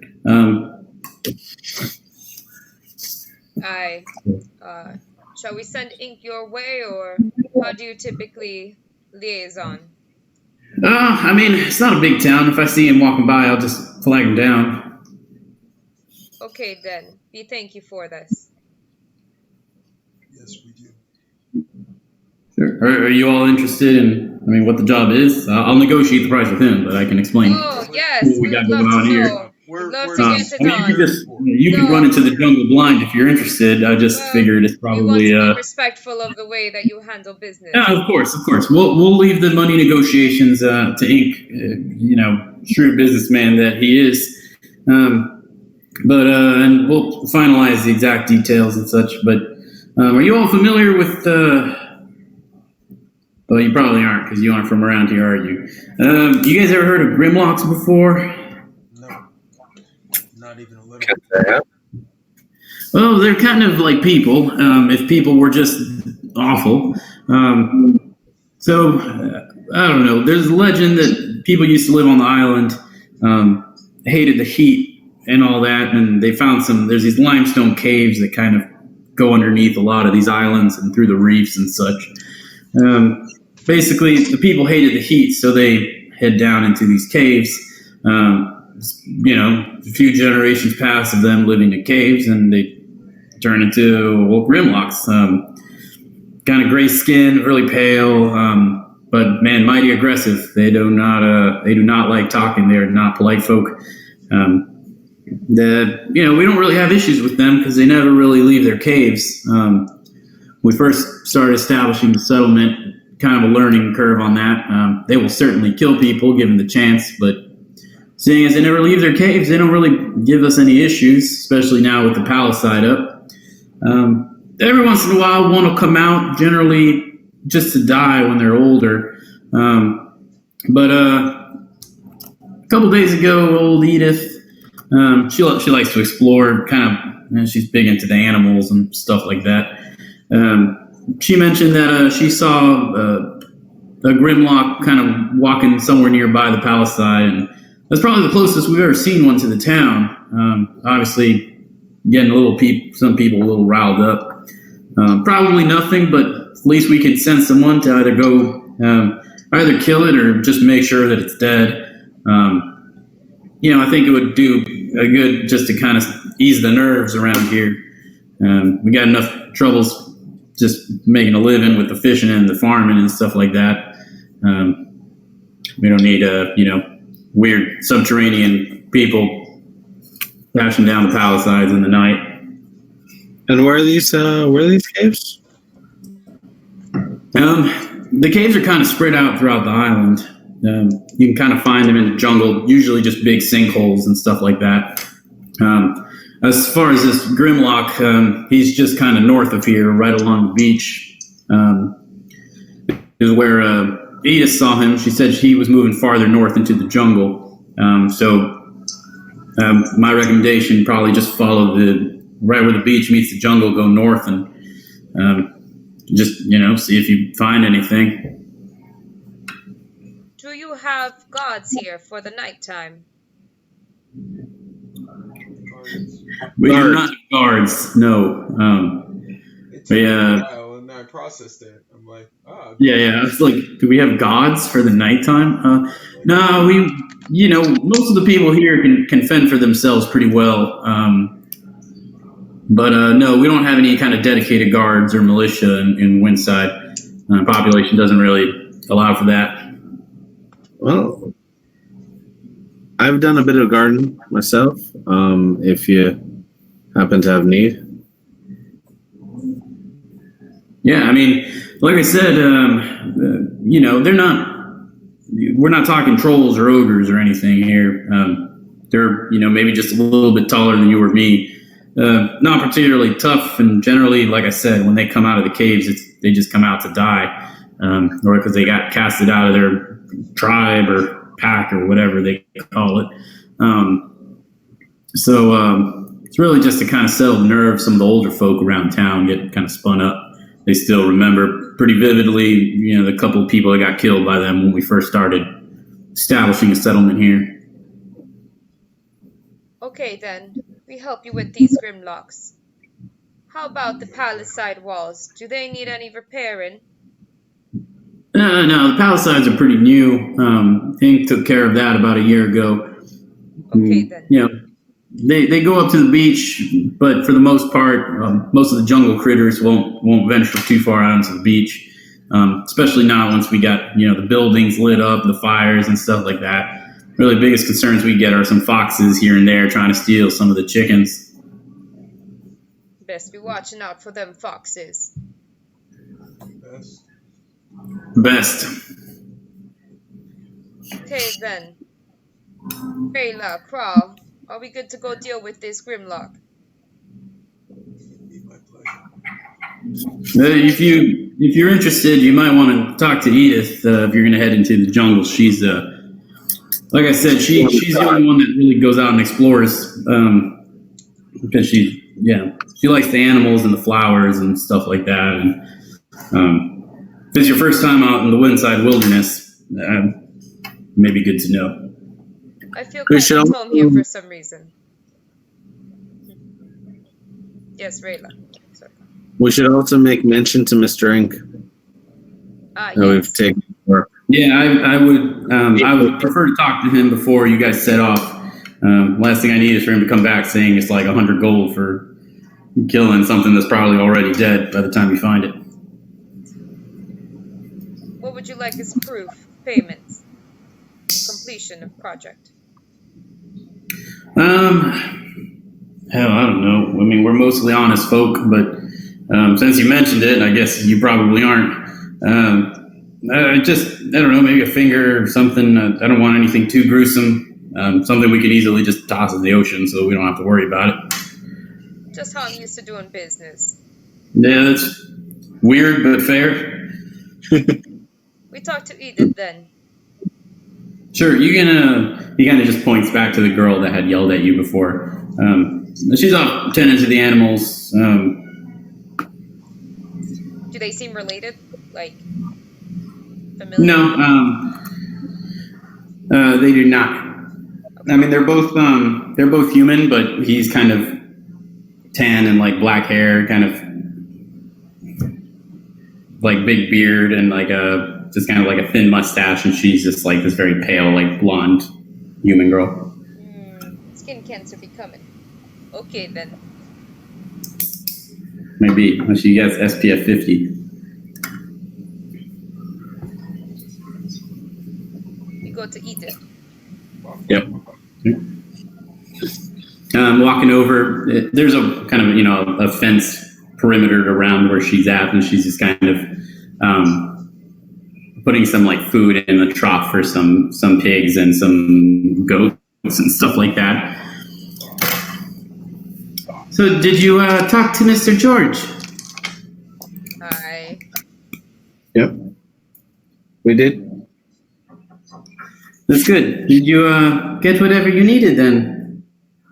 Yeah, he mentioned that you've seen some Grimlocks about. I did about, was it 2 days ago or so? It was just the one though. I was out just outside the palisade on the north side of town. Kind of saw it stumbling through where the forest meets the beach line. They don't do very well in sunlight and stuff like that, is my understanding. But he was kind of just trudging through there. Came out onto the beach a little bit, stared at me for a few seconds. Maybe we were about 100 yards apart, and I was fairly close to the fence line. stared at me. Honestly, it felt like an eternity. I wasn't really sure what he was going to do. And he then turned around, kind of walked back into the forest, headed north. So as far as I could see, he kind of just followed that jungle line along the beach. But, he kind of turned as the bay went in, and I lost sight of him. Came back, told Mr. George, and, of course, word gets around pretty fast in this town, and all the old folks are spooked now, saying that, they're probing our defenses or something, but honestly, that's the only time I've ever seen a Grimlock in my life. What can you tell us about any stories on how to defend or attack Grimlocks? Or is it just kill them like normal folk? Well, I assume you can kill them like normal folk. We never really. I mean, of course, I wasn't here when the town was being built, but my understanding, we never really engaged with them too much. Once we learned they didn't really come out of their cave systems. They don't look particularly big or strong or anything. They just kind of look like people, just a little bigger. Not quite as big as you, sir, and she kind of points at Crawl. But maybe about the same build or so.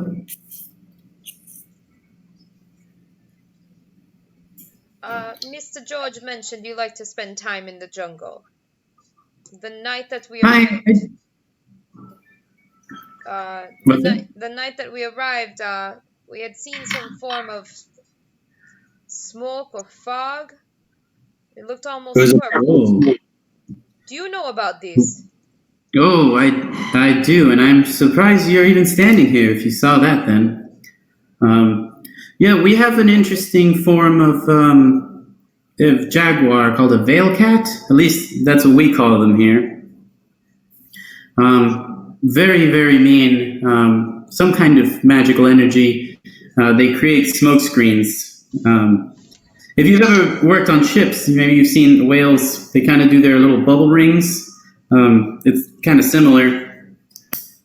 The veil cat will just make a big smoke screen to confuse its prey, and then once the prey enters the smoke, it will just attack. They're about twice the size of a jaguar. Oh. I've never seen one myself, but some of Ink's mercenaries have mentioned encountering them before. Generally, they'll head out in a group, and when they come back with stories of it, it's because they only come back with one or two of them. I'd be worried there was something sinister like that. I would try and avoid them, yes.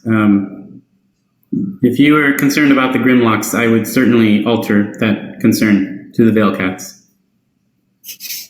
Rayla, thank you again for telling me to get out of the fog. Smoke. Oh, sure. It definitely didn't seem something you want to be in at the time. Just seemed kind of Mara has an bad. intelligence score of -1. Wow. Please be aware of this. There's reasons for worse than things. Rita. All right, then. But wisdom of +3. She is wise but stupid. She is wild, but she ain't She's smart. She ain't smart. She's Street smart. Street smarts, not book smarts. Yeah, she's got street smarts, not real people smarts. You like this? You like this? It's... Now go get it. Go. What? It's street smarts. Okay, so thank you, Edith. Of course, I'm happy to help.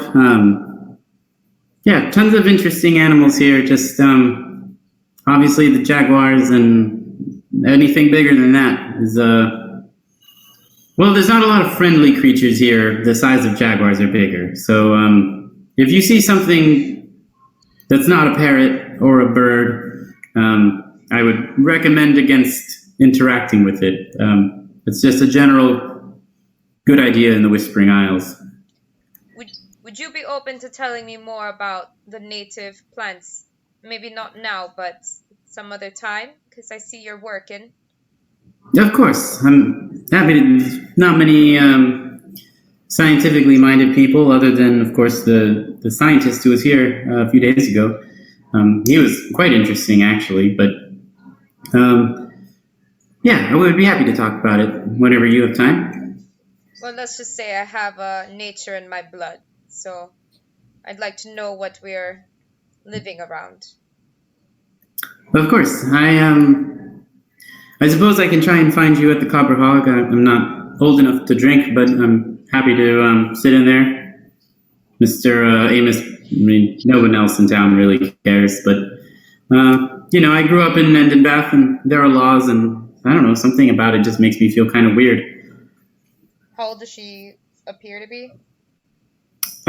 She looks like she's in her early teens. Good, she can't die. Wanna bet? No! That was the other campaign. Oh God. We killed Our children. DM has turned. Yeah, well, we've directly led children into battle before and had them die in front of us. We did? Yeah, girl. Yeah, remember those knights that you helped convince on the high road fight the big electric storm guys that ended up getting killed? Yeah, they were like 15. Oh, I didn't know that. Oh yeah. Well, because they were wearing armor, it's kind of hard to tell. Other than the fact that it was like 2 sizes too big on them. That's all right. Great. Oh, great. What is it is, but an important question to ask you. That was Larissa's problem. That was a That was different Larissa's quest entirely. But yeah, no, she looks like she's probably like 14, 15 years old. Okay. Fair skin, blonde, like I said, blonde hair, freckles, and stuff like that. But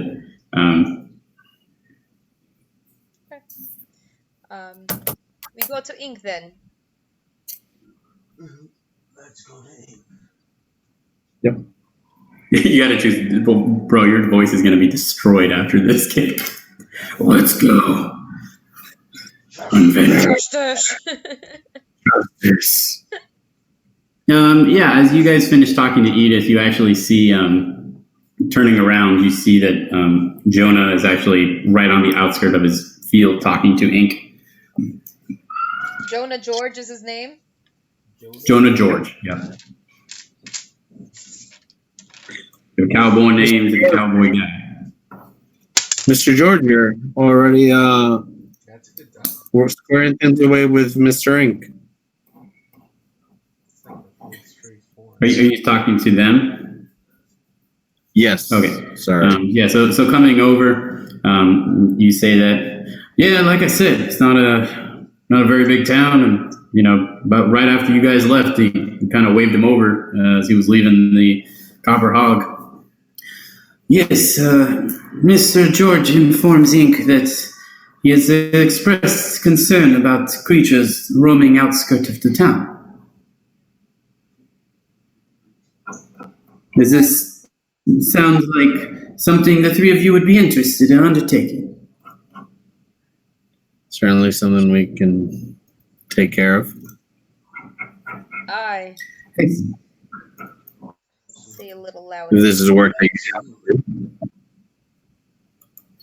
And Mr. George, we were just about to negotiate price. I do not know if you wish to stay, or if where you are from you would consider it rude.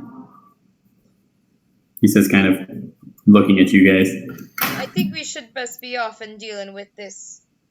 Grimlock, what say you, Crawl and Rayla? It's not Well, as where I come from. long as the work has already been accepted by Mr. Ink, I think we should then get off. Hey, Ink thinks that we are in agreement. It should be done. He kind of gestures his paw at Jonah, and Jonah kind of nods a little bit. We just have to settle on price, but it will be done regardless.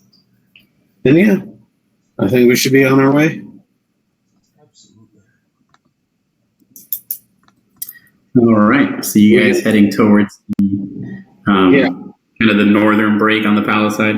Yep. Starting to like Mr. Ink. He's like my captain. Man, Farah has some mother issues. Rayla looks at Farah like, okay, I thought I was your captain. But I was your captain. You didn't address Literally it before, and I haven't Literally- called Ink to Ink's face captain. Literally says that under her breath. Thought I was her captain. All right.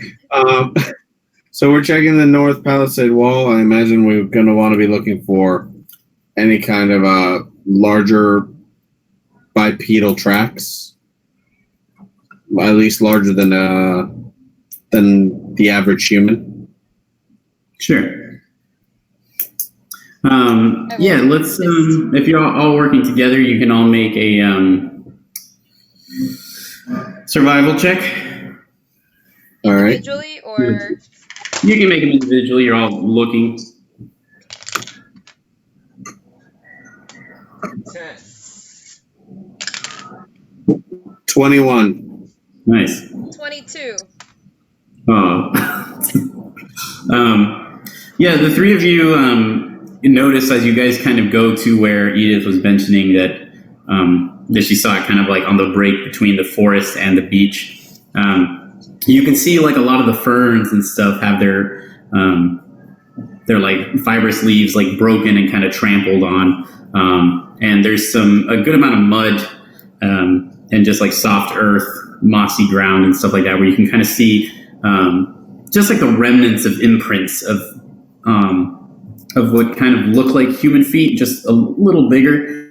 And it's kind of broken, but enough that you can follow it, kind of winding in and out of the forest, but never really going more than like 50 feet away from the beach line. All right.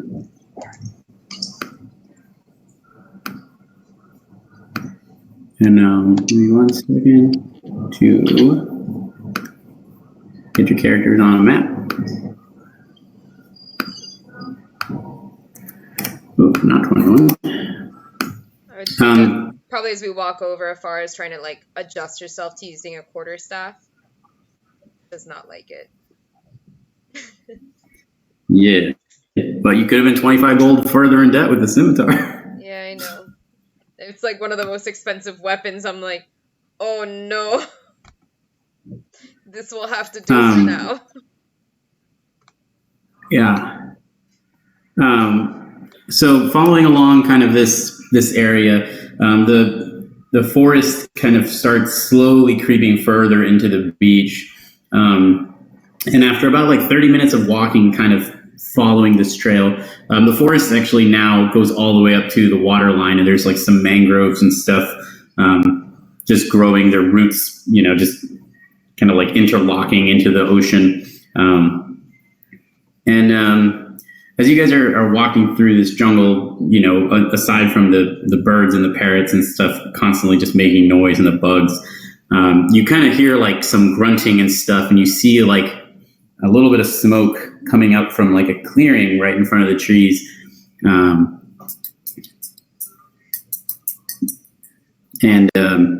Maybe about like 150 feet in front of you or so, you see this like massive boulder with like vines and stuff hanging off, and a small little fire going. And you see these kind of like sickly gray, pale humanoid figures, just kind of sitting on like, they have these like beds just made of torn grass. You could see like patches of grass where they pulled it up from, and just like 2 bags of like chicken seed that is just kind of like ripped in between these beds, and they're kind of just like grabbing it and eating it by the handful. They've got like these like big gullets and stuff that kind of just like shake as they swallow all these like seeds and just kind of pour down their body. Yeah. They are ugly people. They are not attractive, yes. That is, your passive perception of 11 does track that. 12, sir. No, sorry. Your passive perception of 12 does track that as well. I suppose there's no talking to these people, huh? How do you suppose that? I don't know. It seems like they're eating chicken feed. It's not normal. It's not common. I'm being slightly fairy tale racist at the moment. eating chicken feet is fine. We've heard nothing of them attacking except for that one time earlier. Do the rest of you, Nealon, not eat chicken feet? Feed, not feet. Chicken feet are quite delicious. Chicken feet are delicious. I was a little offended when you said that was weird. No, I'm saying the feed. What you feed to eat with the chickens. Yeah, they're eating chicken feed. Feed. Feed. They're Not eating like Bird. Yeah, like bird seeds, they're basically. eating bird seeds, right? Okay, yeah. Gotcha. Yeah. I So like sunflower seeds. They're delicious. so what's I the mean, plan I here? like- Are we looking to talk or are we looking to engage? I say we talk. How many of them are there? There are 3. I say we talk. Well, I'm not much of a talker. No, you're not. You think these things can talk? To hear them describe it? Well, if you want to approach, I wish we had that jaguar. They might have liked it. Jaguar. The other people did not like the jaguar. Jaguar. well, Strangely enough, they didn't just want a giant dead cat in the center of town. If it was the right village, they probably would have been like, yo, cool, look at these pelts. We can skin them. We can probably sell them. We can do something with them. yeah, give that to Ink. I feel like that's going to go well. It wasn't a tabaxi fur. Come on. Look, I might be judging a tree by its bark, but I think What happened to this episode? it might be best to just take advantage of this opportunity and put them down. If anything, we can try and knock them out. I've talked to these creatures before. No, I'm just kidding. He's not there in the forest. If anything, we can try and disarm them and put them down, but I don't know if I'd just approach them. Well then, let's try to be stealthy. I can try to entangle them and get them, All riled up. enclosed in one space. And it should help us restrain them. If you know what I mean. I don't know how strong they are though. It may not work. I'd really like to take a look at that entangle spell of yours up close one of these days. But for another time, we can definitely give that a shot. I say we do. Is that something I can teach them? Don't worry about that for now. Oh. Don't worry about that right now. You don't have that kind of money. Oh, I see. It's some money. Okay. Okay, so I think we should try to stealthily approach. Right. Yeah. Okay, well, anyone who's attempting a stealthy approach can make it a stealth check. Well, that's through there. That's perception. Oof. That's a 9. Oh, jeez. Oh, my. It's a 20. Where did it go?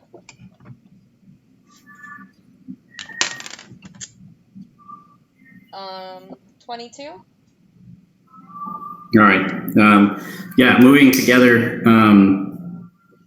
As you guys come up, you guys get about probably like 50 feet away, like where the tree line is, and quietly as you can. But then, like, you see one of the ones who's just sitting in like this grass mat that they've kind of compiled, just looks up like,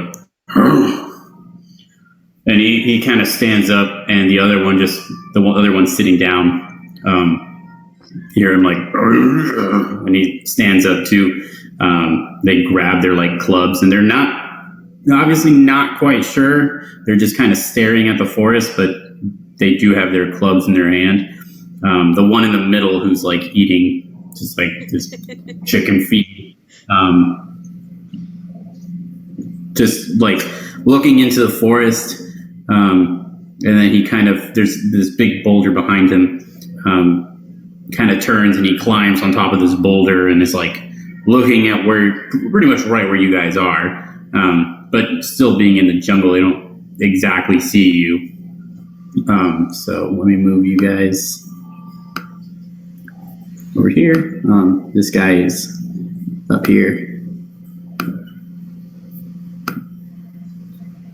You see that map? Yep. Hold on, let me get a little crawl. You're at 12. Okay. I'm back, dude. But yeah, like if you guys move out of the way, it'll immediately initiate an initiative roll. So we can just do that if you would like. Anybody want to surprise them? I don't think we can, right? Yeah, they heard you coming. Yeah. Yep. I stepped on its way. My bad. My bad. Ocho. Oof.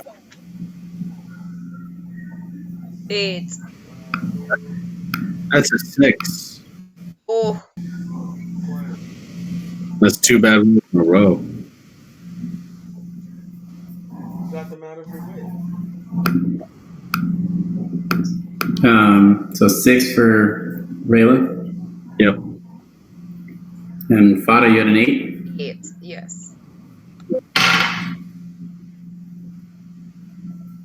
What was yours, Crawl? 20?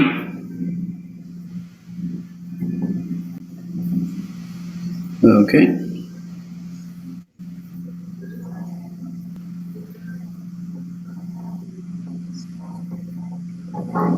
All right, Crawl.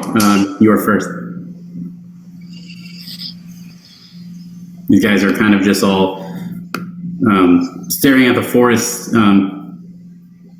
The two on the ground have these like bone clubs with like sharpened bones kind of attached together with sinews on the end.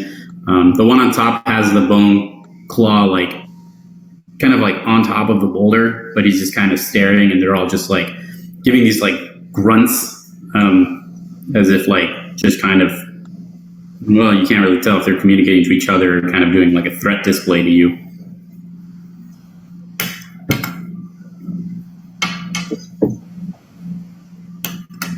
Foot square is 4 by 4, right? Correct. I'm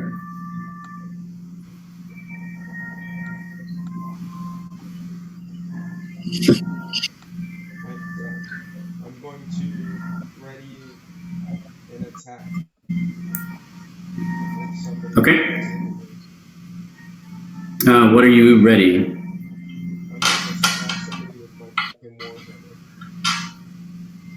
Okay. So you know when you ready an attack, basically it triggers, just as a rule explanation, it triggers after the triggering effect, right? Exactly. They need to. So if someone moves up to you, they will finish their turn. However, they cannot move away from you until. So like if a guy runs up to you, he can hit you and then you hit him. Yeah, exactly. Yeah. Okay. Because it could go either way. So, all right. So you got your attack ready, which is good. This first one here, seeing you kind of running out of the tree's crawl, he turns and he's like, and just picks up this bone club and just immediately charges at you. He swings this bone club, catching you right in the shoulder with the edge, like the sharpened bone hitting you like going right into your shoulder, dealing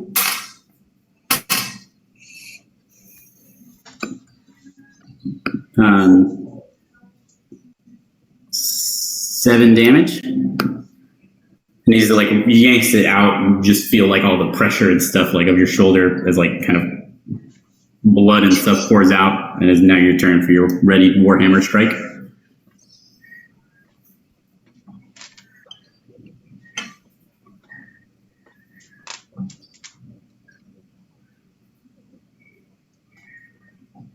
What you doing with that warhammer, boy?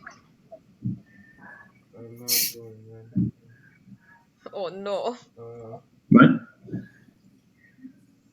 I'm not What was it? anything. It's a 10. Oh, yeah, you swing your Warhammer right as this bone club catches your shoulder, causing you to kind of like drop it a bit, and it allows him to just step back out of the way. The other one, seeing his buddy and just being like motion tracking as a creature,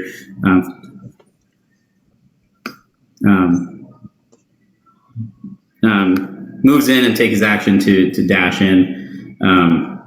The other one on top of the boulder just kind of like roaring at and like just like lifting the bone club above him, but not actively doing anything. And Farah, it's your turn. Okay. I'll move up a bit, and then I'm gonna try to cast Entangle Okay. around these guys. Right. I can cast it.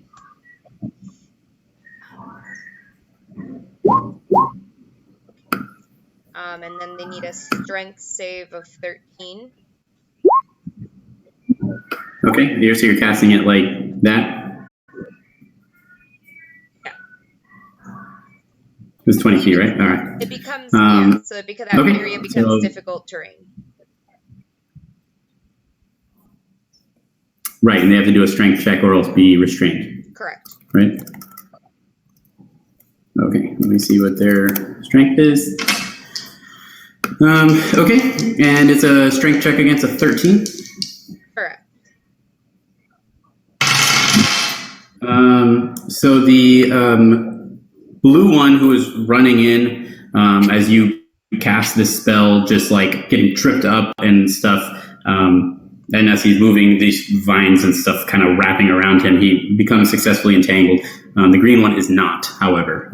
He, feeling these things kind of wrapping around his, just kind of like swats at them with his bone club and just kind of picks his feet up and breaks them apart. Okay, and then I'm gonna move. I had moved what? 5, 10, 15, 20, 25, 30.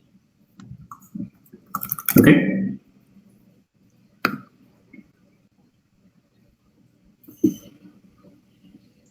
All right, and then it is Rayla. Sure. I'm going to run to this guy, attack blue with booming blade. All right, and you have advantage because he is restrained. Yes. I'm in 10. That's a 19. That hits. That's 4 damage, and if you move, he takes 1d8. He what? If you move, he takes 1d8. He moves? Oh, if he moves. moves. I'm sorry, you're right. The D8 was confusing me, but okay, yeah, tracking. Yeah, well, he can't move, so that works. Yeah. Okay, so it is then top of the round for Crawl. Alright, I'm gonna hit him. You have advantage against the blue one. Roll twice with a higher number.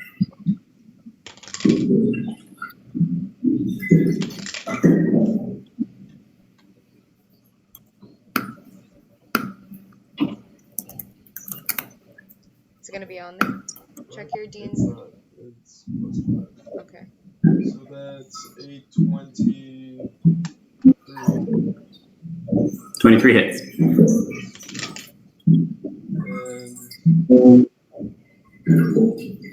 that's 10 points of damage. 10 points of damage? Yeah.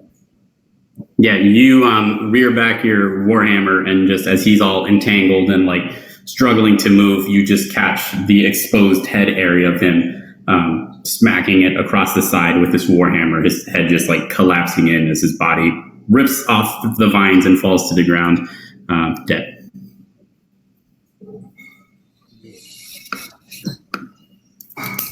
All right, so Green, standing there, takes another swing, a crawl with his bone club, and he hits. And Crawl's going to die. He deals 10 points of damage to Crawl. I'm This back, baby. bone club, yeah, you're back to 1 as a half work. hitting you like right in the chest and then like yanking out. You can feel like parts of your like ribs breaking as he smashes you with this. But hey, you got half orc endurance, so he's like, as he like pulls it out and just sees you like just standing there unfazed by the strike, you can see like the very slow gears in this like creature's head turning, very confused as to how you are not actively dead from that strike. -4 intelligence. Yeah, so a little concerned about that, he then turns and begins to run, so he incurs attacks of opportunity from Rayla and Crawl. Okay. That's a 22. That is. Anyway, it was close. That's 6 damage.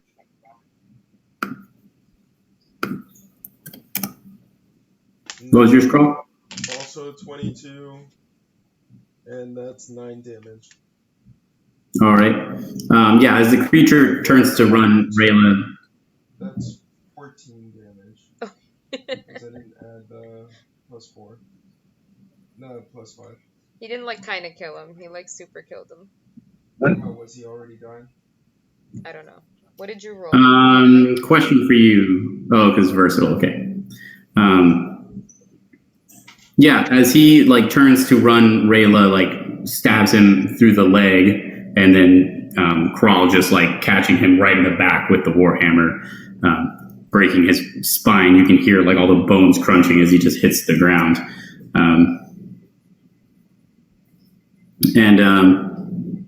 Yeah, this other one just kind of like picks up a stone, and as he like roars and just like tosses it at Rayla. It's a good sized stone. It's not like a boulder or anything, but enough that it would not be fun to be hit by it. So let's see if it does. What's your armor class right now, Rayla? You're at 13, right? Yes, 13. So he tosses this rock, and it kind of like hits the ground with this solid thud, just missing you by like an inch, burying itself halfway in the ground. And he kind of roars, and yeah, it's Farah's turn. Okay, I'm gonna move to here.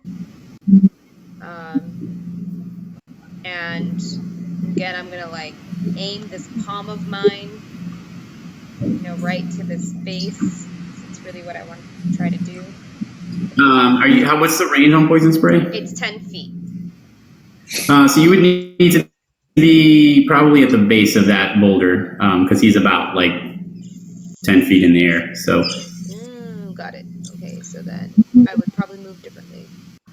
And his face is an extra little bit, so for you to extend your hand and hit him, you would have to be directly underneath him. Okay, then I'll hold my action that if he gets close enough, or when he gets close enough, I will unleash the spray. Okay. All right. Then it is Rayla's turn. Gotcha. Moving up. Ba-da-ba. And bonus action, Misty stepping up to behind him. And Booming Blade. Okay. That's a 19. That is. And that's 8 damage, and if he moves. Gotcha.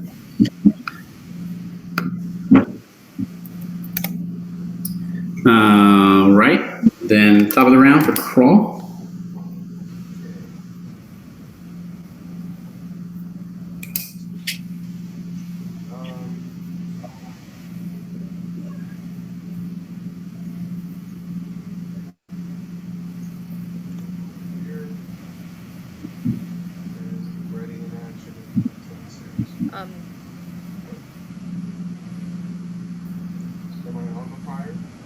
You gotta just move you one could square only down. Yeah, you just gotta move one square down. Because you can't, unless you want to move through her thing, but that would get you stuck here. Yeah. No, I didn't want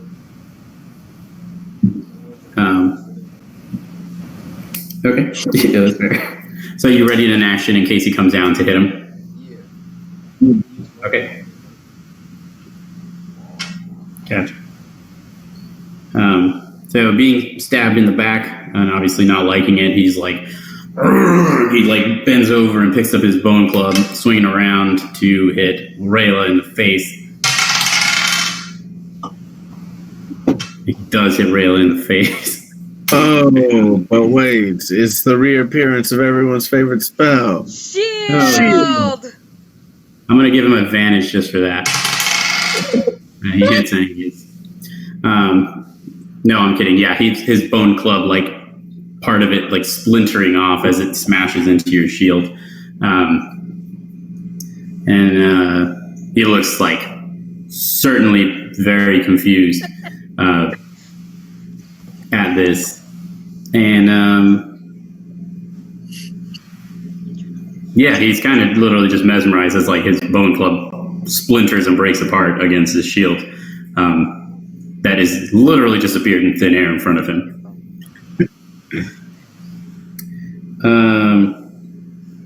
No, we're not going to be allowing magic classes on the next campaign. Farah. Okay, so I'm gonna. Can I make it up to like here? Yeah, you can do an athletics check. Okay.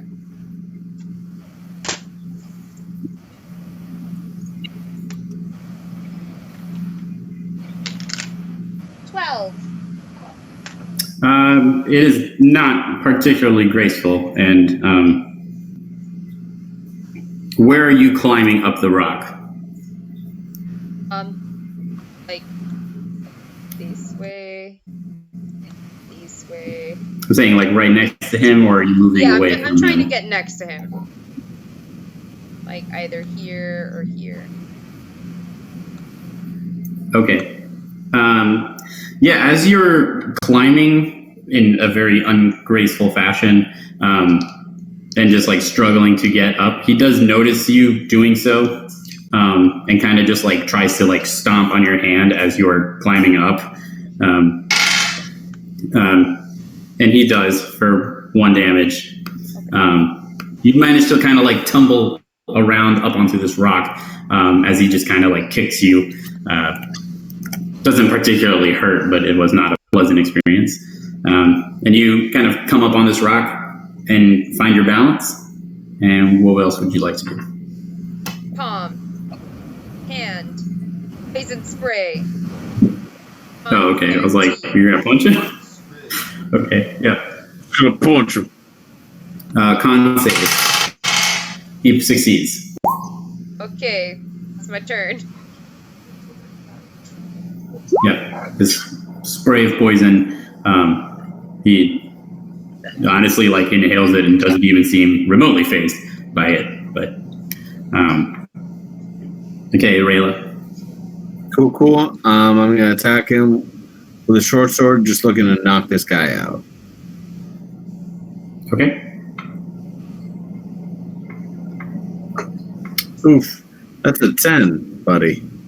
Yeah, he ducks under. Well, yeah, ducks under your sword, just like barely grazing the top of his head. He's kind of just like he like puts his like hand on it and like looks at his blood. And he's like, "Brrr!" And he like clenches his fists. And before he does anything, though, it's Crawl's turn. So he like rears back to smack Rayla in the face.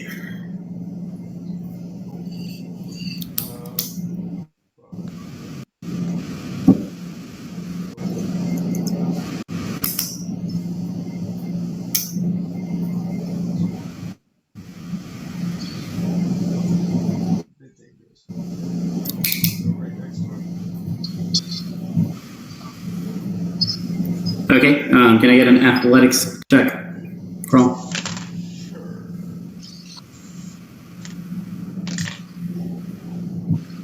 Okay. 24.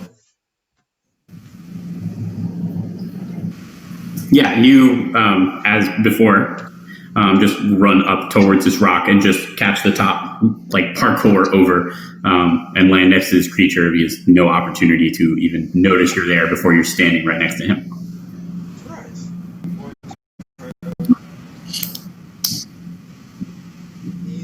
takes damage if he moves, right?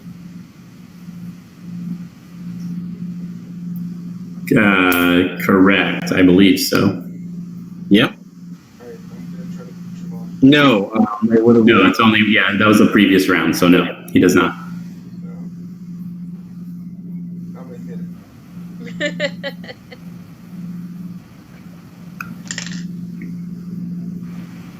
I don't know. 15 does hit. That's a 10. Yeah, you swing as you jump up and climb up, you withdraw your warhammer as he's still focusing on Rayla and like rearing up his swing, and seeing the exposed, you smash your warhammer right into his sternum. You hear all the bones in his like rib cage crack as he falls back off this boulder, and just falls headfirst to the ground. And yeah, he is also very dead.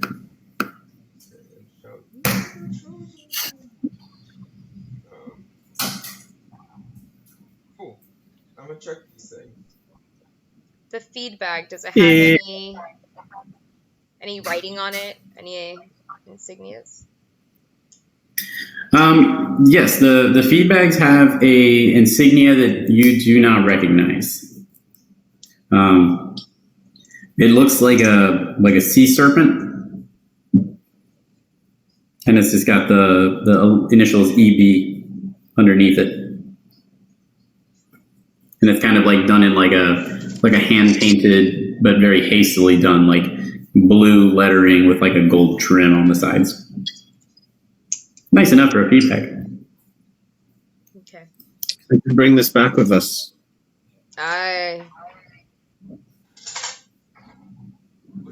As far as Crawl, you were searching these creatures. Aside from their spiked bone clubs, two of which are already broken, just having not being of remarkable design. The creatures don't really wear a lot of clothes. They just have like their kind of skinned leather, kind of like loincloth looking things, and they have these tiny pouches. Going through the pouches, it's just kind of various weird trinkets or random items. One of them has a bunch of like seed, like bird feed, in it, and a couple of like little bird bones. The other one has like a couple of shiny rocks and a fish, like a small fish, but a fish just sitting inside this bag. And then the third one has some seed as well, and just like a jaguar tooth. Nice. I'm gonna take the jaguar tooth.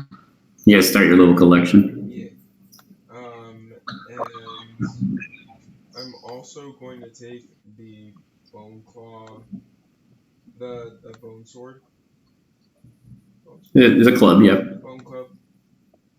I'll also take. They're like cavemen. They get literally like the big club made of a femur or something. Oh. What's it do? Damage wise? Yeah. For a weapon you're not proficient with, not as much as a warhammer. It does a 1d4 damage. No, I don't want it. This might be good proof, though, to show them that we killed the Greenlocks. Or unless you want to start cutting a few fingers off. I'm gonna take some fingers as well. Okay. All right. Well, I'll bring back the feed bag. Aye. Well, let's be on our way back. Rayla, you want to take a rest? It seemed a little... You took a few hits there. I mean, Rayla didn't get hit. We're 2 steps outside of town. I'm actually 100%ing right now. Oh no, I meant Crawl. Yeah. Sorry. Lost in translation. We're like right outside of town, right? Like, Crawl got his shit kicked in. Yeah. Like, yeah. If I didn't have relentless endurance, I'd be fucked. So, in terms of, sorry, we're like right outside town, right? About an hour. Yeah, I mean, if you guys don't mind, I'll I'd like to wait like an hour. Yeah, Mine? we can wait. It's gonna take Rayla a bit to climb down. Yeah. This is fair. It's also going She's to. boarded up there. She's gotta climb down. She's not be as hard as climbing up, but like still, it's got some maneuvering. Alright, it's 8.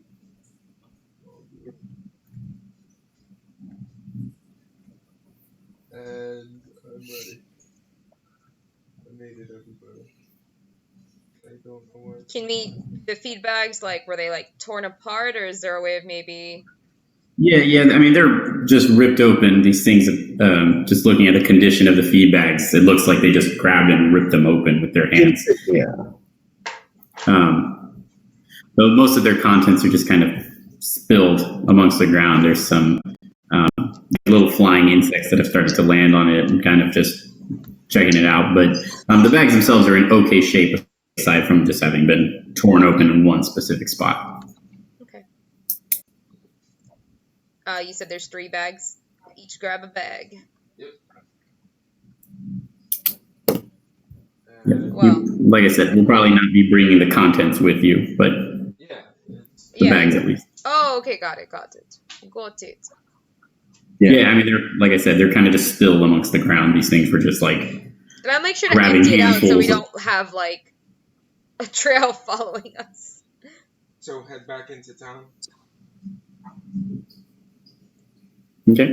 Took our rest. Rayla, are you reading your book? I think Crawl already did. Yep. But easy enough to follow. Just the beach. It's a good reference point, taking you back to town. So it goes a little quicker as you're not tracking this time. You're just literally just kind of jogging or half speed walking down the beach. Coming back into town, it's probably like getting into the late afternoon time. You just see some people walking about. You see Jonah and Edith are kind of just standing outside the animal pen talking to each other. And a lot of the canoes and stuff that were out on the water are kind of back tucked into the fish farm area. So it's a little quieter. It's still pretty hot. I think we should go see Ink before we go see the Mr. Farmer Man, the Mr. Jonah. Well, yeah, Ink is kind of our boss right now, so makes sense. Aye. This is true.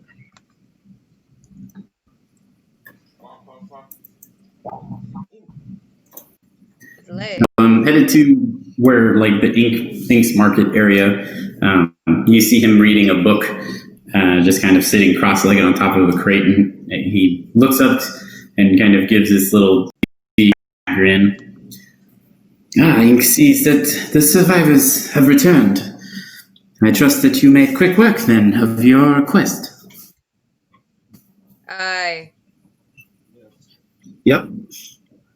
But going of the insignia. Well, you happen to know who it belonged to. Is Eben Death or not Eben Death? Sorry, wrong campaign. Like, Not what? that one. Oh no. Not that guy again. The logo of Endenbath. I might have to change the name of that city so it's not so close to Evandeath.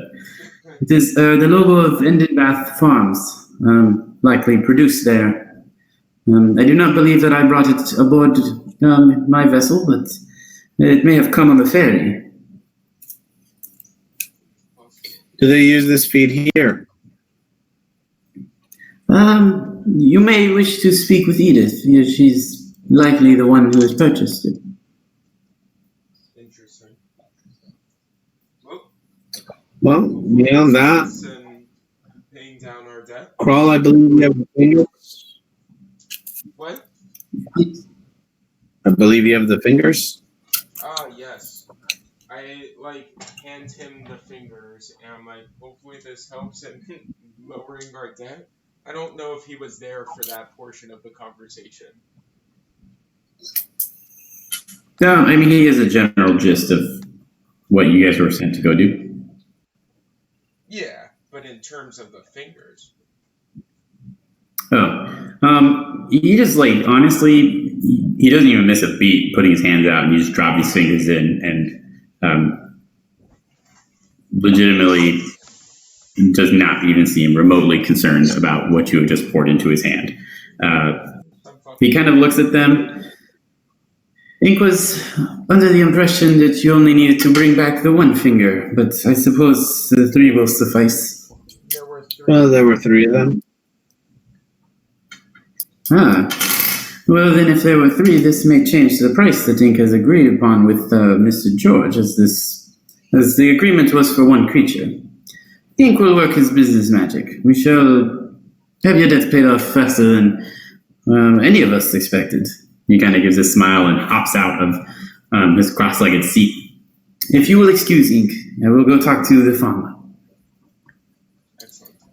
Would you guys mind if we talk with Edith about this bug? You guys want to talk to Edith another day? Yeah, we can start from right here if you guys want. Well, actually, we'll do this real quick. Just because Edith, as you see, she's talking to George, so Ink goes and talks to them collectively.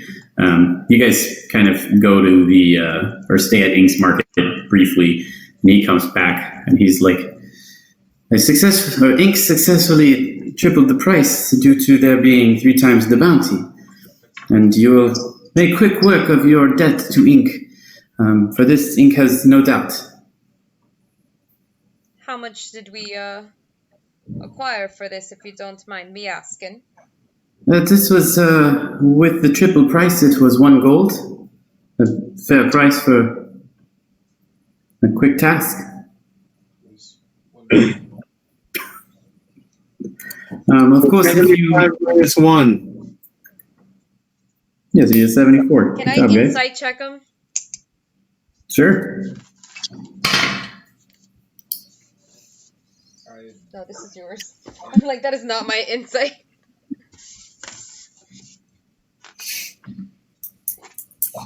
I can. You're the one that said it. I got a natural 20, so 23. Yeah, I mean, he literally was walking over with 1 gold in his hand.